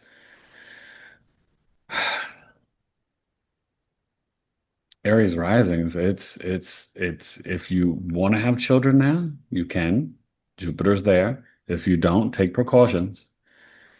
Um, there could be some people from your past and past relationships that may come up. Old high school, college, boyfriend, girlfriend, um, just different things. But there is an alignment of, are you teaching and sharing from your heart your creativity, hobbies? Are you inspiring your first child and your children in general to be more aligned with their heart? You may have to check your little 14, 15-year-old going through the Saturn opposition and say, you know what? Right now, how you're behaving to mom and dad and to your younger siblings, it's not working. So you're grounded for a month. You got to get ready, Aries risings. Remember that Saturn is in there trining the Jupiter and the sun and moon. Not only the discipline for yourself, but this may need to be bestowed upon your children to get them right, right? So many of us want to be friends with our kids. That's to their detriment. That's not your job. You are their guide. You're not your friend. Friends happen when they're paying their own bills in their own home. Okay. So, what are you sharing, Aries risings, from your heart chakra? What are you communicating? And, the political discussion and debate, like we know right now the rhetoric is just so terrible and toxic. It's not even worth it. You know, there's nothing that your Jupiter and Mercury is going to say that is changing someone with opposing views from you. And maybe you're realizing that the political discussion and debate is not even aligned with your heart anymore, that you don't even care, and maybe there's opportunities for you to take some classes about astrology and numerology, gematria, soul contracts, Reiki. Maybe there's opportunities for you to create something and sell it on Shopify, Etsy, eBay. Maybe that old song that you wrote, you were 25, you dig it out and you're like, oh my God, this is not that bad. And maybe you do more writing. Maybe you have a collection of poems you want to publish or, whatever. But, Aries risings, there's a lot around children and education with Uranus in the third house and the Venus Libra in the seventh, just really purifying, transforming, and cleansing relationships. And that could even be with your second child too. Venus Libra seventh house with your spouse, but I think Aries risings, there is opportunities for something that you may not normally do, which is deep introspection. Saturn, Neptune in your first house, this eclipse in your fifth house, exploring some things in your heart that, need to be changed. Is my phone? Okay. Stuff like that. She never came. So, but that's really important. So I think this is a powerful time, but this is a good time for you to also, even if you don't have kids or they're adults and you don't, there's not much whatever, but this is about what's aligned with your heart, and really sharing that. And this doesn't mean you have to do anything on Etsy or eBay. Maybe you're just, um, maybe you're just writing a song or a poem or making a painting or picture to put up on your own wall or a sculpture or taking a pottery class. Maybe you're like, you know what? I want to start going to festivals and concerts again. Oh, they're having something on August 19th in my community at the park, and it's like a wine and cheese, this jazz guitarist is coming and playing, and I want to go. I want to go see that. Do it. Do it. All right, Aries risings, like it's just it's important. Taurus risings, fourth house. Ooh, there's a lot going on in your mother's lineage, your emotional mind, your home. Taurus risings, you are the regal king and queen in the fourth house. You turn that house into a home. But this is really, I think, something about releasing and forgiving mom, grandma, tapping into your ancestry. Doesn't have to be through 23andMe and Ancestry. It could be through your own research, but there's something that you need to cleanse and release. So it's aligned with your heart from your mother's lineage. And maybe just having more appreciation and gratitude. Maybe it's writing a letter to your mother if she's passed away, Taurus risings. And maybe it's just honoring your mother if she's still here. Knowing that our parents aren't perfect, no human's perfect. But I always tell my clients, until you see your parents' birth chart, you really got to have some more forgiveness, grace, and mercy because you don't know what the heck they went through. And that's why I like doing rectification and help people to figure out their parents' birth time if they don't know it and to see their mom and dad's charts. Ooh, yeah, you want to talk about some spiritual healing? You look at your mom and dad's birth chart. Oh my goodness. That's powerful, you guys. Okay.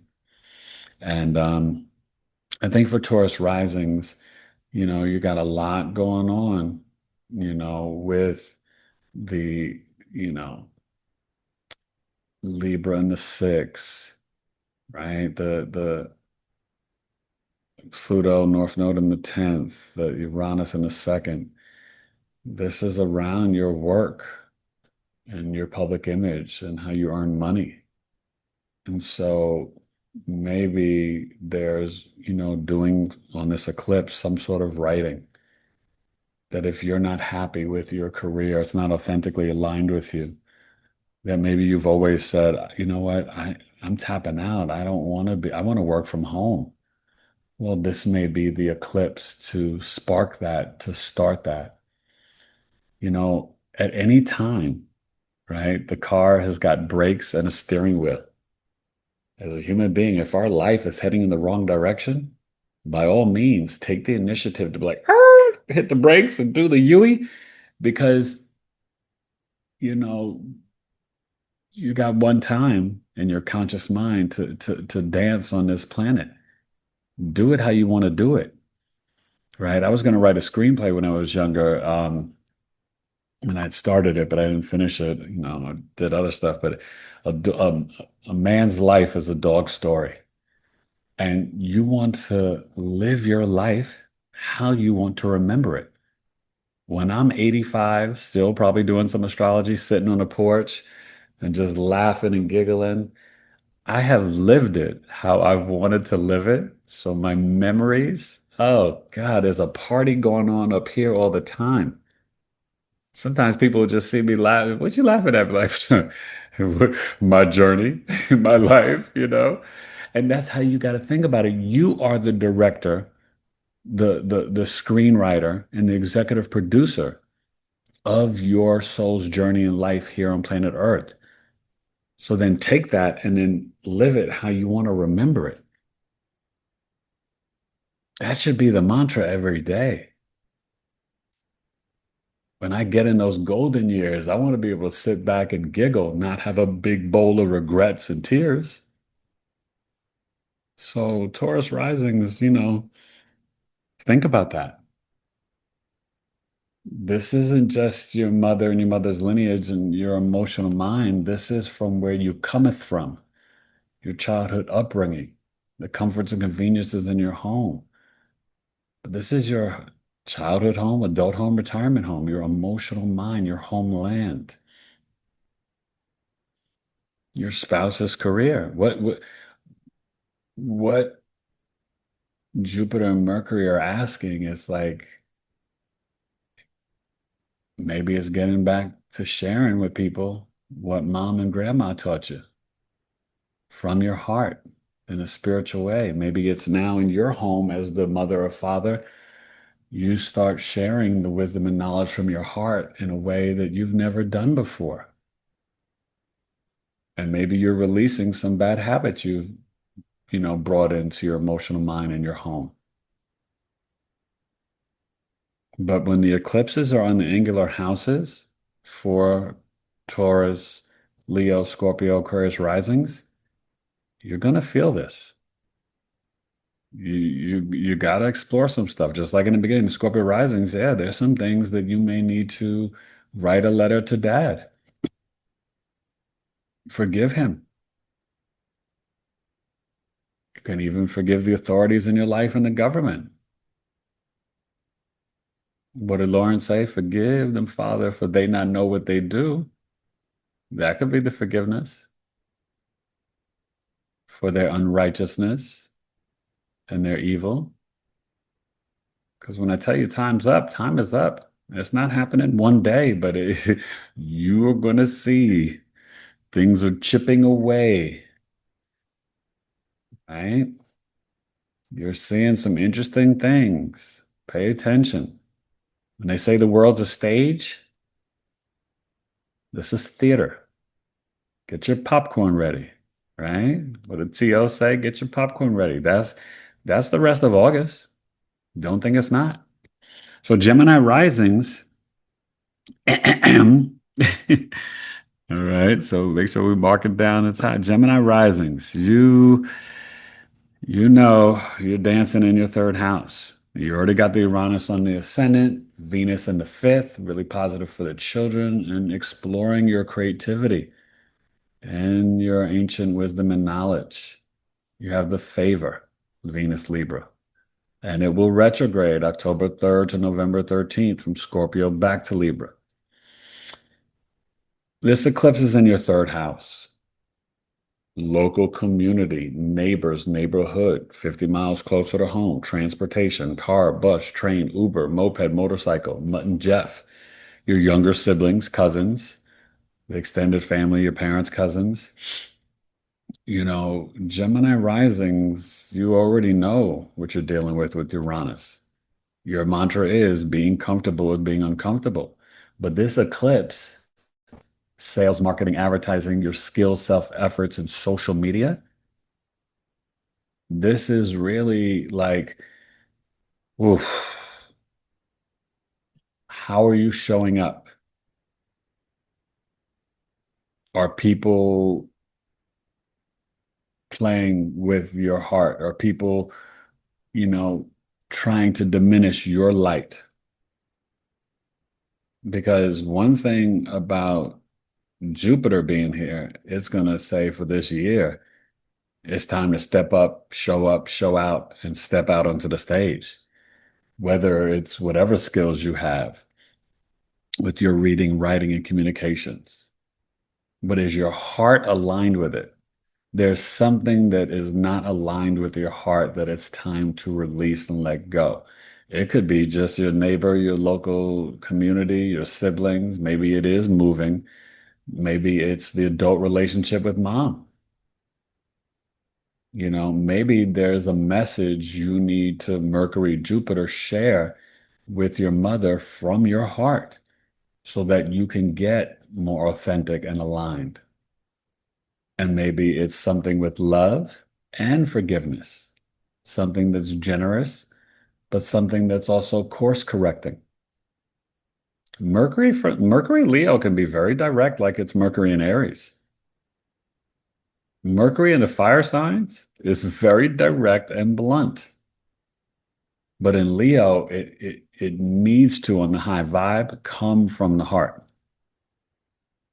It doesn't mean that it's still not kind of tapping them on their jaw a little bit, whether it's mom, neighbor, cousin, local, younger sibling. but it could be a tough conversation that also is kind of honoring that Saturn with some sort of discipline and boundaries. Saturn is trining the sun and moon and Jupiter to give all of us the opportunity, whatever house it's in, that Saturn retrograde is saying to the sun, moon, and Jupiter, we're not being impulsive. We're not being overly assertive and aggressive and initiating out of alignment with our heart chakra. Because if we do, there could be karma and some ill things to pay.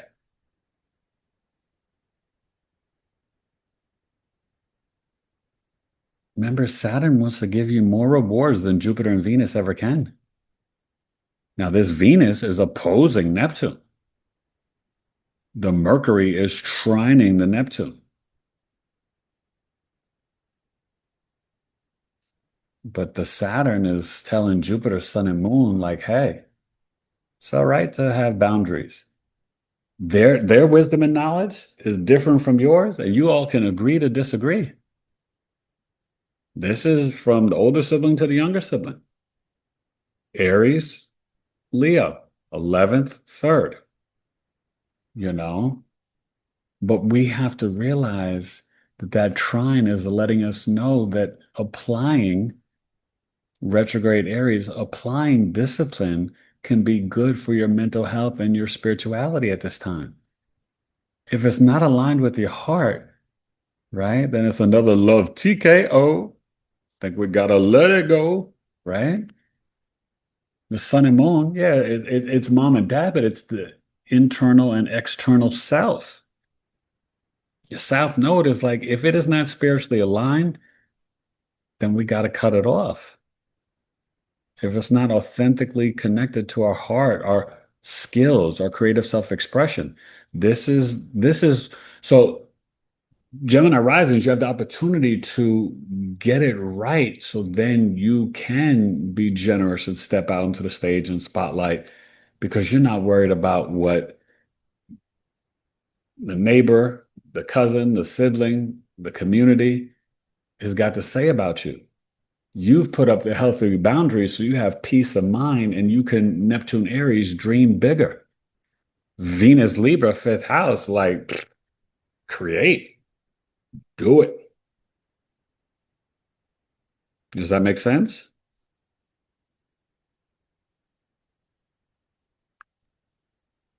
Yes, it does. It's important. We all, in our quiet moments, know what disrupts or makes our heart feel good, bad, indifferent, heavy, or light. The question is, are we taking the time to be still, listen, and honor that? Sometimes we do, and sometimes we don't. But this eclipse is about that course correction. We are in an 18th month battle with ourselves. You got to realize Jupiter's there for a year and Pluto's there forever, forever, ever to 44.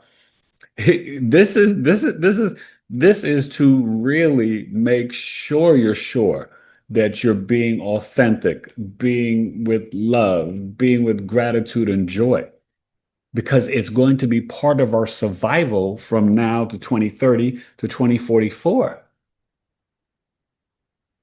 This is a cosmic story that God is giving you hints and saying, wake up. The currency in the future is your frequency and vibration. Purify your hearts. You're one of one. I made you one of one. That's why you each have your own birth chart. Be authentic. I don't know how clear it needs to get. And Eric, that makes so much sense because, as most of you know, I'm a loner, so I kind of stay to myself. So I've never really connected with any of my neighbors, no matter where I've lived. And now, with moving here, because I've been moving in here for about a week now. Uh-huh. And the neighbor next door, he is extremely nice. And he's like, "Do you have any equipment for the yard to do the lawn? If you don't, you can borrow mine." He even did the yard yesterday when we were moving the last bit of our stuff in. Mm. And I'm noticing, like, okay, it's time for me to connect with the neighbors And why do you think he did that? to welcome us to the neighborhood, maybe. Yeah, but also because Jupiter's there. Oh, Jupiter's there to the neighbors are going to be blessings to you. I'm not saying that when Jupiter leaves to the fourth house that he'll stop being nice next July 1st or 2nd, because it's still in the fourth house of home. But got it. Jupiter's here to be like, yes, welcome, welcome to our community. That makes sense. Okay. You see? Yeah, because well, Jacqueline. She was Yeah. here. We live right down the street from each other now. Oh She's a my couple God. houses down. Oh, So that's we so were on good. the porch and he started doing the yard and she's like, "Oh, your neighbor likes you." Yeah. But yeah, they seem so sweet on both sides. So I'm like, But okay, I this guess is what I'm saying. Don't ever underestimate. You're seeing it happen. That's the Jupiter. yeah. Okay. Now you can pay attention to see, does it drop off July 2nd, 2027? Got But it. like I said, I don't think it will drop off much because it will go to Virgo fourth house. Then Okay. he'll be like, "Oh, do you need some seeds to plant some food in your backyard? Or something, right?" Now, when it gets to the fifth house, things could shift. But then he'd be like, "Oh, I've got all these old books from my my kid is out of high school now, and maybe your daughter would like some of these books and da da da da, right?" Okay. Like, so there are no accidents in the universe. Okay. And So Jupiter is there for a year. It transits yes, the houses for each year. Okay. yeah, Okay. full year. So let's get to Cancer. Cancer rising, it's in your second house. Now, this is powerful because this is really about sort of cleansing things with your speech, your values, your self-worth, and your family. And it could be, a little rough. Okay. Um, wow, we're crazy behind, but that's okay. So, you know what I mean? Like, this could really be about a huge change and transformation, to how you earn money, how you communicate, right? You have Jupiter there to bring in financial blessings and abundance this year. But it's the eclipse that's going to spark it because it's going to cleanse and rinse and recycle all the things that need to get out. So there may need to be some Saturn boundaries placed within the family, within your speech and values, being maniacal, intentional with your words.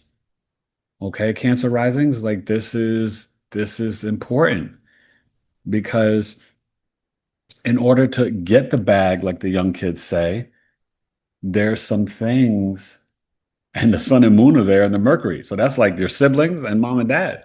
There's some things that may need to be said. Second house speech, South Node. Remember y'all used to tease me about my hair or that I was chubby when we were growing up and little. Like that was really effed up and it hurt my heart. And I want you guys to know that I forgive you, but I need to speak it out loud because it wasn't cool. Cancer risings, have that conversation, please.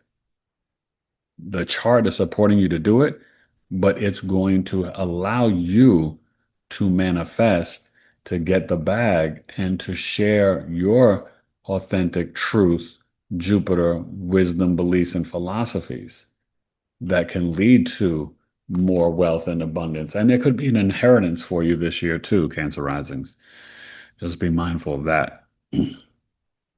But you gotta get in to do the shadow work. Pluto, North Node, eighth house. You already know. Get with your crystals, your herbs, Get into your astrology, numerology, human design, soul contracts, whatever. But there's some work, Cancer risings. Okay.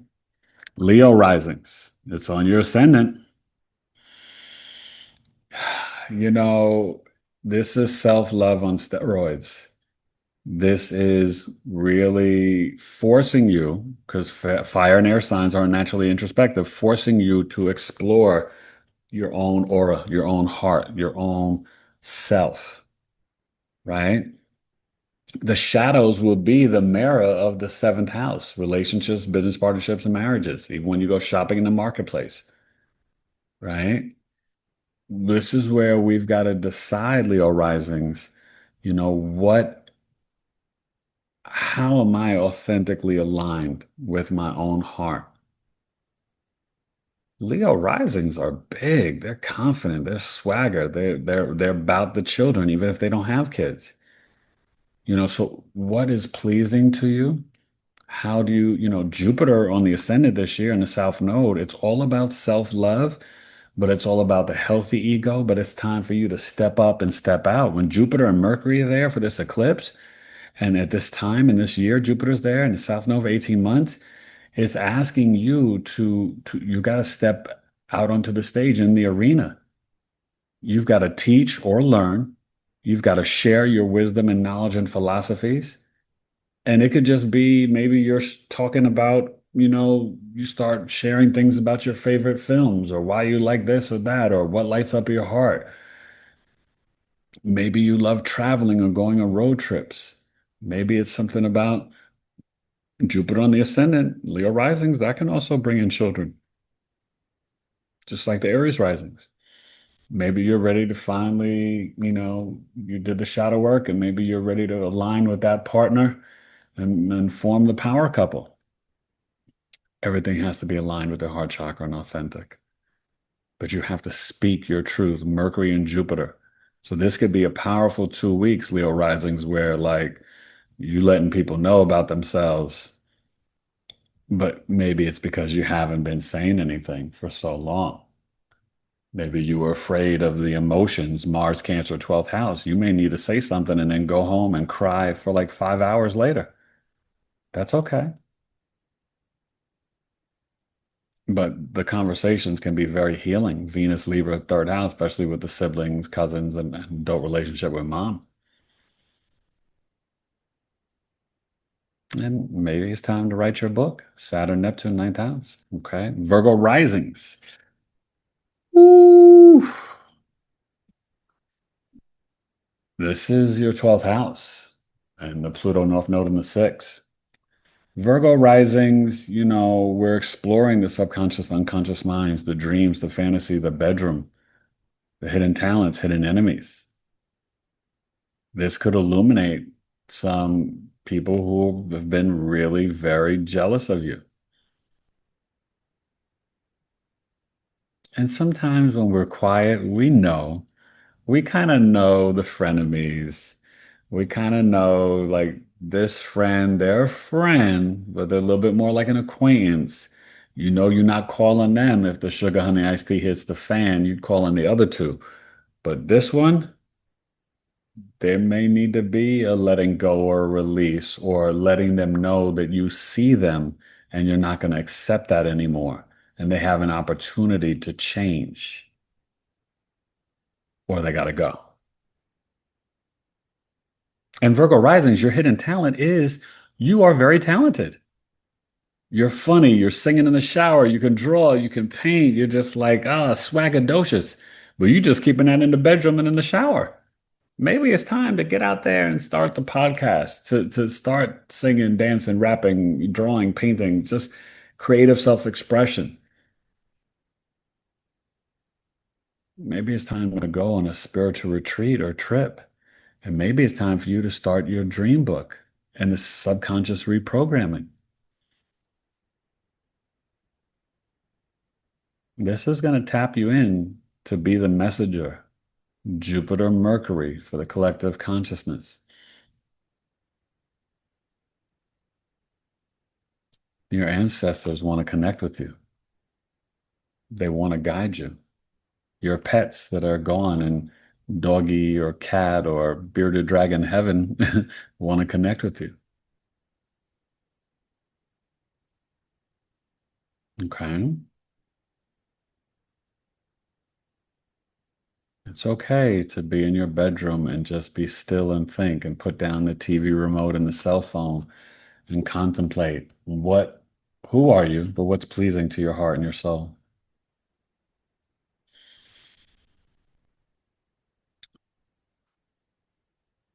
And last but not least, Libra risings.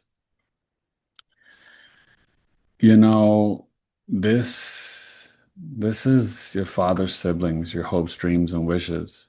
This is the older siblings, your stepchildren, the politicians, gold, long-term investments, stepping out in the arena, social network, people to support your career and your dreams, the groups and organizations, nonprofit, philanthropic, environmental work, wild exotic animals. I don't suggest purchasing an ostrich at this time, but you know, the South Node and Jupiter, Mercury, Sun, Moon, maybe you get some sort of snake or bearded dragon or, guinea pig, something different. I don't know. But the one thing I will say that this is where we have to be honest with the groups and the social network and the big friends and the older siblings.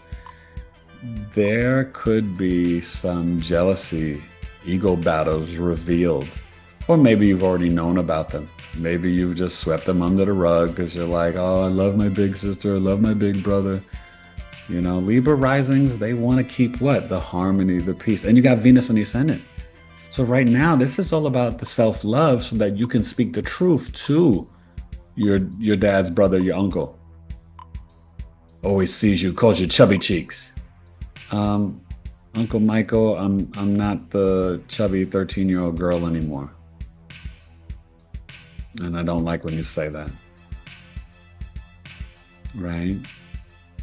Big brother, big sister. You're funny, I'm funny too, but you always try to dim my light whenever I talk or share when we're around the family or holidays. I don't like that. That's not nice. Don't do that. You see, when we got the Pluto opposing the Mercury, and we got the Mercury trining the Neptune, and we've got this eclipse, Venus lunar mansion, Aries deacon, Leo Aries deacon, we have to, in the South Node, we have to initiate what feels aligned and authentic and abundant to our hearts. And sometimes this internal story, we have to externally share it and dispense it from our hearts because we've allowed others to put our hearts second, third, fourth, fifth, and then we just joined in with them. Many of us verbally can team up on ourselves and stay in a spirit of lack or less than. No more. Not during this 18-month transit, not during this year transit of Jupiter.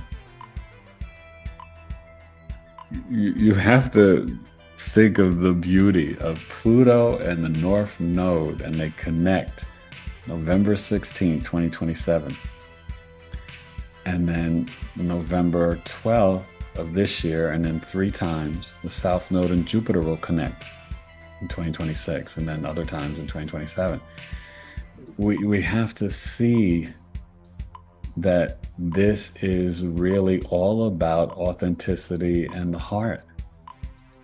That we, and for Libra risings to the 11th and the 5th house, this is also opportunities to not just, to also heal things with your children, but also your heart, your creativity, your 5th house.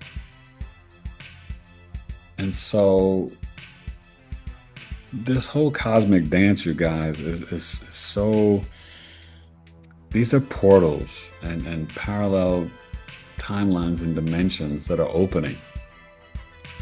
This is why I say get out there in nature. Talk to Gaia, Mother Earth, Lilith, Capricorn. right? Get the light code, sun gazing, sunrise, sunset, 45 minutes a day out there in that sun. It's, we were born with everything that we need.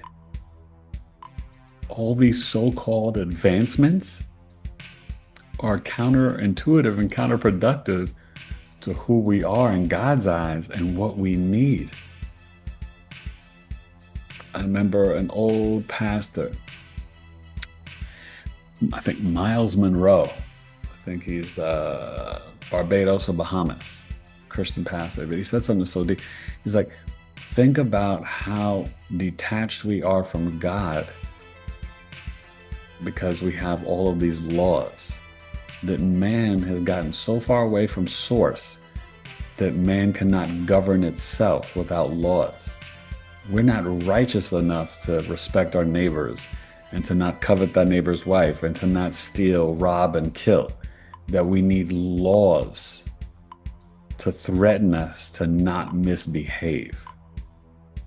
So the more laws a country and nation has, it's showing you how godless it is.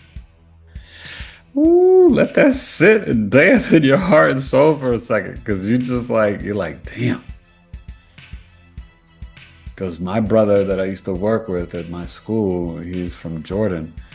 He would say, brother man, when the shops, when they close for lunch and take their lunch breaks 2-3 hours from like 12 to 2 or 12 to 3, he said the merchants leave their stores and shops. Everything's wide open. People know not to take it or steal it because the retribution will be their finger or their hand will be cut off. But there's that respect that they wouldn't even think about it. They wouldn't dare to do it. And we could call that barbaric in one way, but we could call that almost supreme righteousness in another. That there's enough moral code and ethics, right? Think about neighborhoods where you feel safe enough to leave your door unlocked. That was more commonplace in the 70s and 80s. Now, there's very few places in America where people feel that safe and comfortable to do that anymore. And they probably shouldn't. But that's how depraved and sick our society and world has become. It can change, it can get better. These planets are aligning for that to happen if each individual aligns with Pluto, North Node, Aquarius, Mercury, Jupiter, Moon, Sun, South Node, and Leo. And that's up to each one of us, though.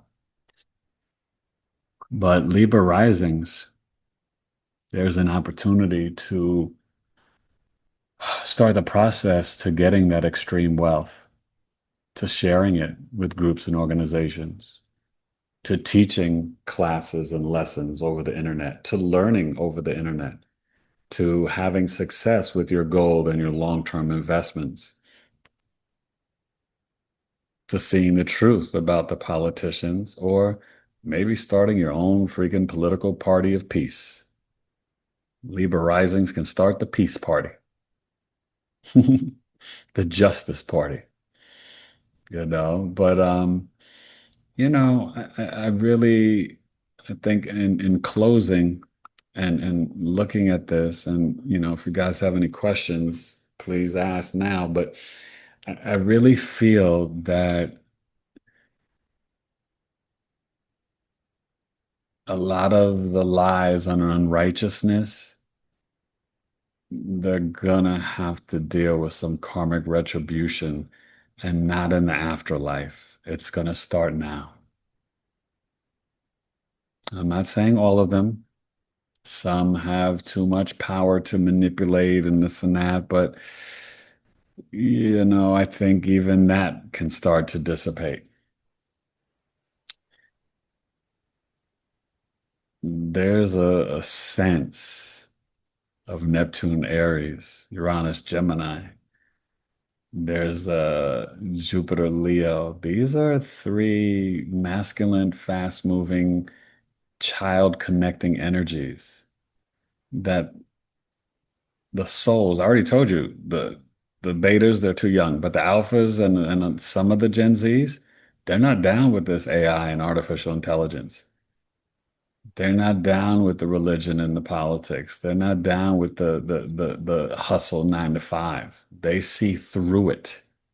It's inauthentic to them.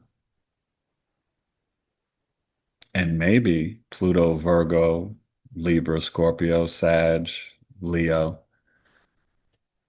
or I guess they are Sag, but Leo, Virgo, Libra, Scorpio, boomers to millennials, there may need to be some course correction and life lessons we learn from the alphas, betas, and the Gen Zs.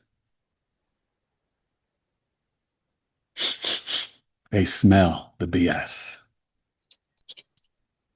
They're not coming here accepting green is go and red is stop. It's annoying and irritating to them. What if you want purple to go and yellow to stop? We all have accepted a reality that we have not chosen, that is counterproductive to our intuition, our heart, our authenticity, and our true sovereignty and freedom.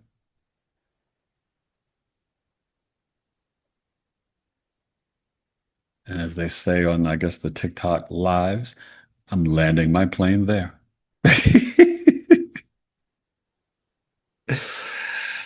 Oh gosh, which could be a hot mess to watch, like for more than a couple minutes sometimes, because I'm like, these people ain't talking about nothing. So, any last questions? And Libra Risings, you guys got this, but in general, we all have this. And so take a moment on Wednesday and maybe in the morning you don't go out just in case that this gravity thing could be real for 7 seconds and you're like in your home and you got pillows and blankets on the floor. So if you go up to the ceiling, you come back down, you don't hurt yourself. But it's up to you. But more importantly, it's time for course correction. It's time for authenticity, love, gratitude, and joy. It's the whole world is broken. We see it in every way we turn, every structure and system. So then we have a responsibility to move accordingly. And it's not a big gulp of soda or water all at once. It may be little sips of the tea because absolute power corrupts all the time. Absolutely. And the evil and the spiritual warfare is real.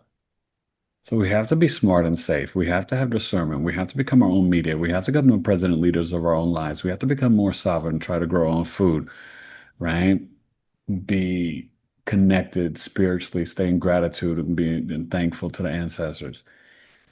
And it can seem like it's overwhelming, but if it just becomes your everyday existence in life, it's just what you do. So then it's easy. It's easy for me to say, okay, I've taken a break from working and I'm going to go ground and meditate for 15 minutes and give thanks to Gaia, Mother Earth, and my ancestors and do some toning and just mindfulness and stillness because I've scheduled it in my day. It's not work, it's just life. It's my routine. It's what keeps me sane in this system and matrix that we have to bob and weave and go in and out of. But we just have to make better choices. We always have a choice. We got the brake and the steering wheel. We can choose whatever we choose. That's the grace and mercy of God, source creator. We have free will. We're not robots, not yet. Some of us are getting closer to it than others, but that this is our this is our spiritual check-in.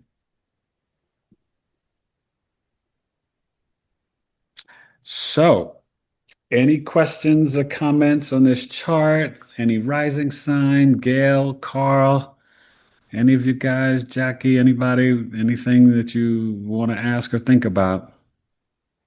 Well, you mentioned that this is a time for me to look into my mother's lineage and ancestral Yeah, uh, just background. So I started, doing that because I've been, going through her things since she passed away. And like Oh, I think I said good. before that I don't know anything about anyone past my grandmother because she was Mm, living.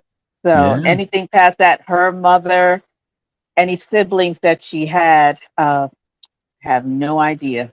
Wow. So it's good to look and see what happened. And I ran into some people who were able to for me to give me just a light um, background about my lineage. So Great. I'll Oh, go on with the investigation. oh my God. Well, keep us updated. That is exciting. I love that. And when I sit with that for a second, it's very healing. And guess what? They want you to know about them. So you can also tap into them, Saturn, Aries, Neptune, 12th house through the dreams as well, my friend. Hmm. Yeah, Okay. I So didn't care that's, before because um, because they were so far removed from me and I had no clue of their existence. But now that it's come up and everyone's really talking about lineage now, it's yeah, good to pay attention, especially, on the spiritual path. I love it. Oh, that's awesome. Anybody else?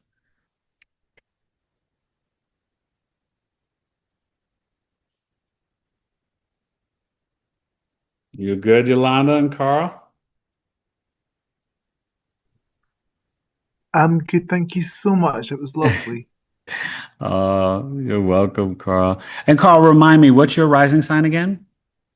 I'm a Capricorn, so Oh, yes. spirituality, crystals. Yeah. Wow. Okay. So a lot of things. Yeah. And I talked about that in the chart reading. A lot of things about the second and eighth house. This is a powerful time, and it's important to really explore, right? When we go down these rabbit holes, it's not just for like, oh, I just want to know the secrets and mysteries. It's how can Jupiter, right? How can me investigating and researching certain things become a blessing or a benefit to my life that I can also share with others? Leo in eighth house, it's like you can shine a spotlight on the mysteries and secrets of the world, and Jupiter, Mercury, you can gain the wisdom and knowledge and then teach it and share it, in a very South Node Leo spiritual way from your heart. So that's beautiful.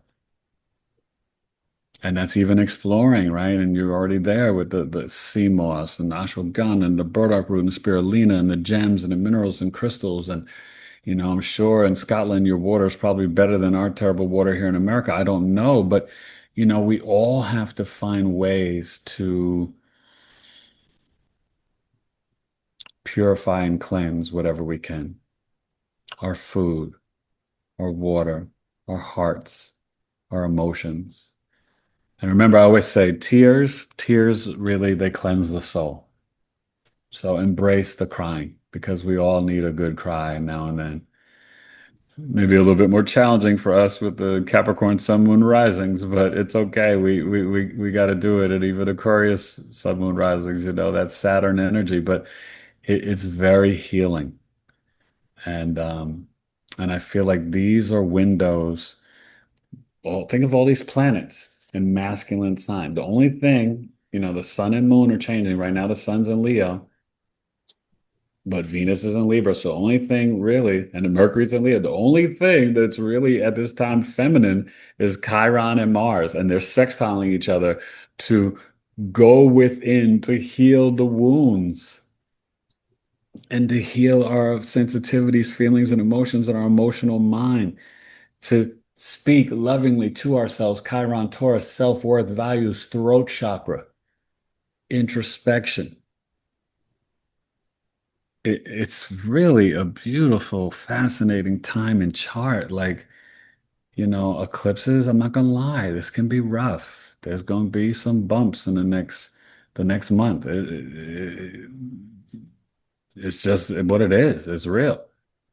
But it's how we respond to it, how we prepare for it, and then how we are being a participant to the positive side of it for our own self-love, self-awareness, sovereignty, freedom, liberation, shadow work, healing, and introspection.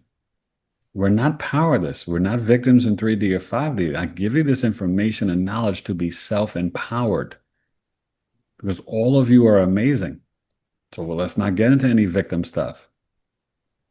You know, the world, like that's the whole difference of the 3D, 5D. The world could be falling apart and crazy around you, but because you're on a different frequency, you're just sitting there eating blueberries and picking flowers and laughing. But that's because you've done the work. That's because you're aligned with your authenticity and your heart chakra, and you stay in gratitude and joy in your spiritual discipline and practice, right? I tell you to do these things because it works. I only do it because it's work. I'm a practical Virgo. If it didn't work, I wouldn't do it. I wouldn't ground in earth and sit by a tree and talk to a tree if I thought it was a waste of time and didn't work. I'm a New York City hip hop kid. I do it because it works. So, you know what I mean? That's the thing about Virgos. Virgos analyze and assess without emotion, and we do things to make it better. That's the function of a Virgo. Everybody's got to have a Virgo in their life. But that's what I'm Here, saying, here. right? Virgos, we don't do things just to be doing it. We don't like wasting our time, right? And so when you think about Virgo, the virgin, the weed and the medicine, service to humanity, it's a huge calling and responsibility in the zodiac. We all have our responsibilities, but Virgo is to improve and make things better.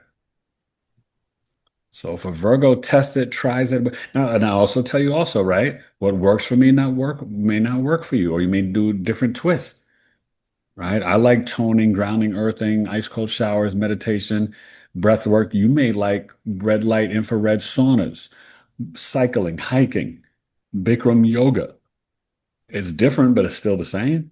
And that's fine. Do what works for you, but try a little bit of everything so that way you know what works for you. If you don't ever try sitting your butt down on the grass and putting your palms on the soil or dirt in your bare feet, then you may not ever taste the flavor and the joy and the benefits of it. So you got to try it. This is why I tell you I love the philosophies of Bruce Lee. And we did his chart, right? You can learn something from your enemy or learn something from people that you are not aligned with in any way that can still be a benefit for your life. And you can also learn how not to be or what not to do by someone else. But you keep an open mind for learning. When you put yourself in these boxes that you can't do this and can't do that based on a religion or a gender or philosophy or belief or your culture, those are energies of lack and limiting beliefs, and they restrict you. And it's immature and it's intelligent fools and it's silliness. We got to get out of that. All right. Anybody else? Or we're good? I was just going to say, Eric, this has been amazing. Thank This has been the most powerful coffee talk I've ever participated in. I'm just going to put that out there.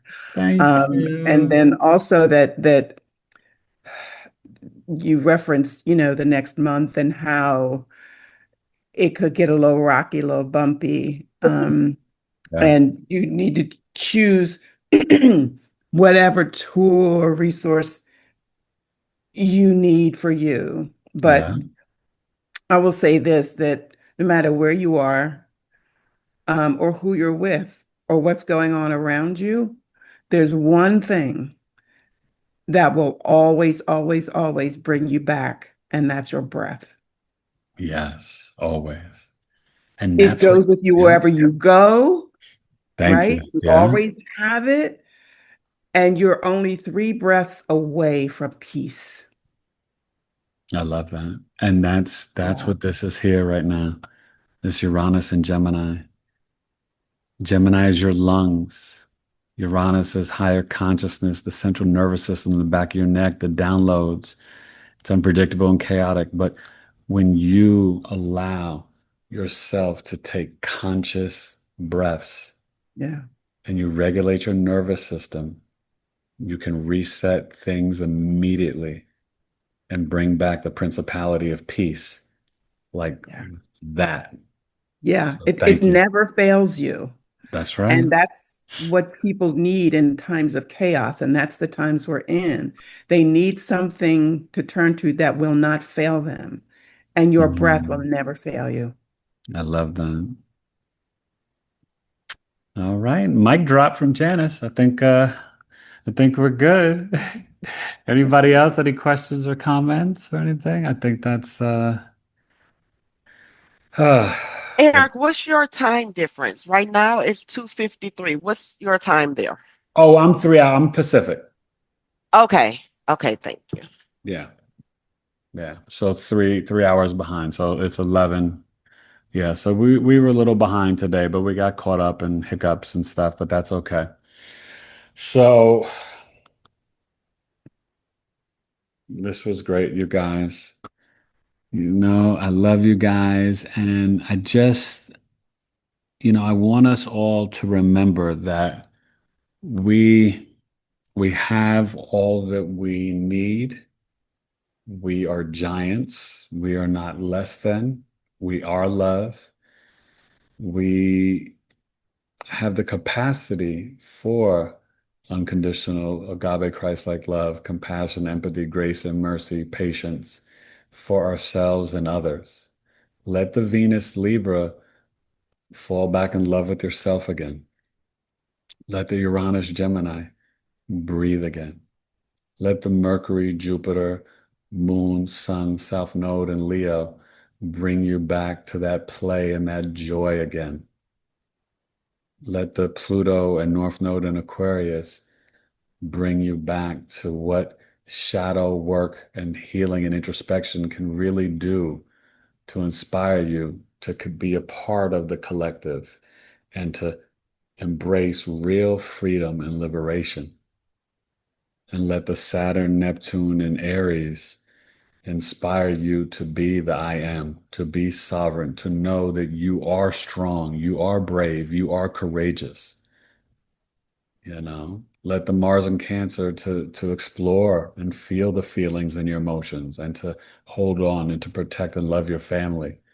And let the Chiron and Taurus and Lilith and Capricorn and empower you to know that you can manifest things in a physical reality, connecting to Gaia, Mother Earth, and nature, that we're not separate from the plants, the trees, the mushrooms, the fungus, the mycelium network, that we have to authentically speak from our throat chakras, get the lapis lazuli crystals, and just know that you are enough.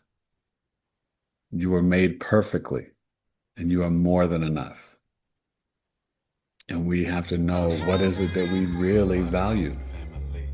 We need food, clothing, and shelter. Everything else is a bonus. Chiron Taurus. So, it's when you take it piece by piece in small bite sizes, it's very simple and plain. And when you think of the four highest frequencies, it can be your North Star of authenticity. God made you one of one. Love, it's everything, right? And especially that self-love, the gratitude, thanking your ancestors, because they've thought of you before you were you. So thank them. Have gratitude that you woke up, that you can talk and think and I told you after my NDE, I have gratitude for every single thing. Just being able to talk, to know, to remember, to see, to hear, to swallow. I had to relearn it all. And then the joy. Get some time around kids or children. Find your inner child. Just play, even 30 minutes a day, every day, and just be silly. Shake it out, right? Laugh. Be silly. It's so important. Okay? All right. Thanks for coming to Coffee Talk. Bye. React, intuitive feelings, absorbing the facts. The moon is me, my body, health, and family. I'm howling at the moon, 'cause I don't wanna be alone. The moon is connected to my emotion. The moon is connected to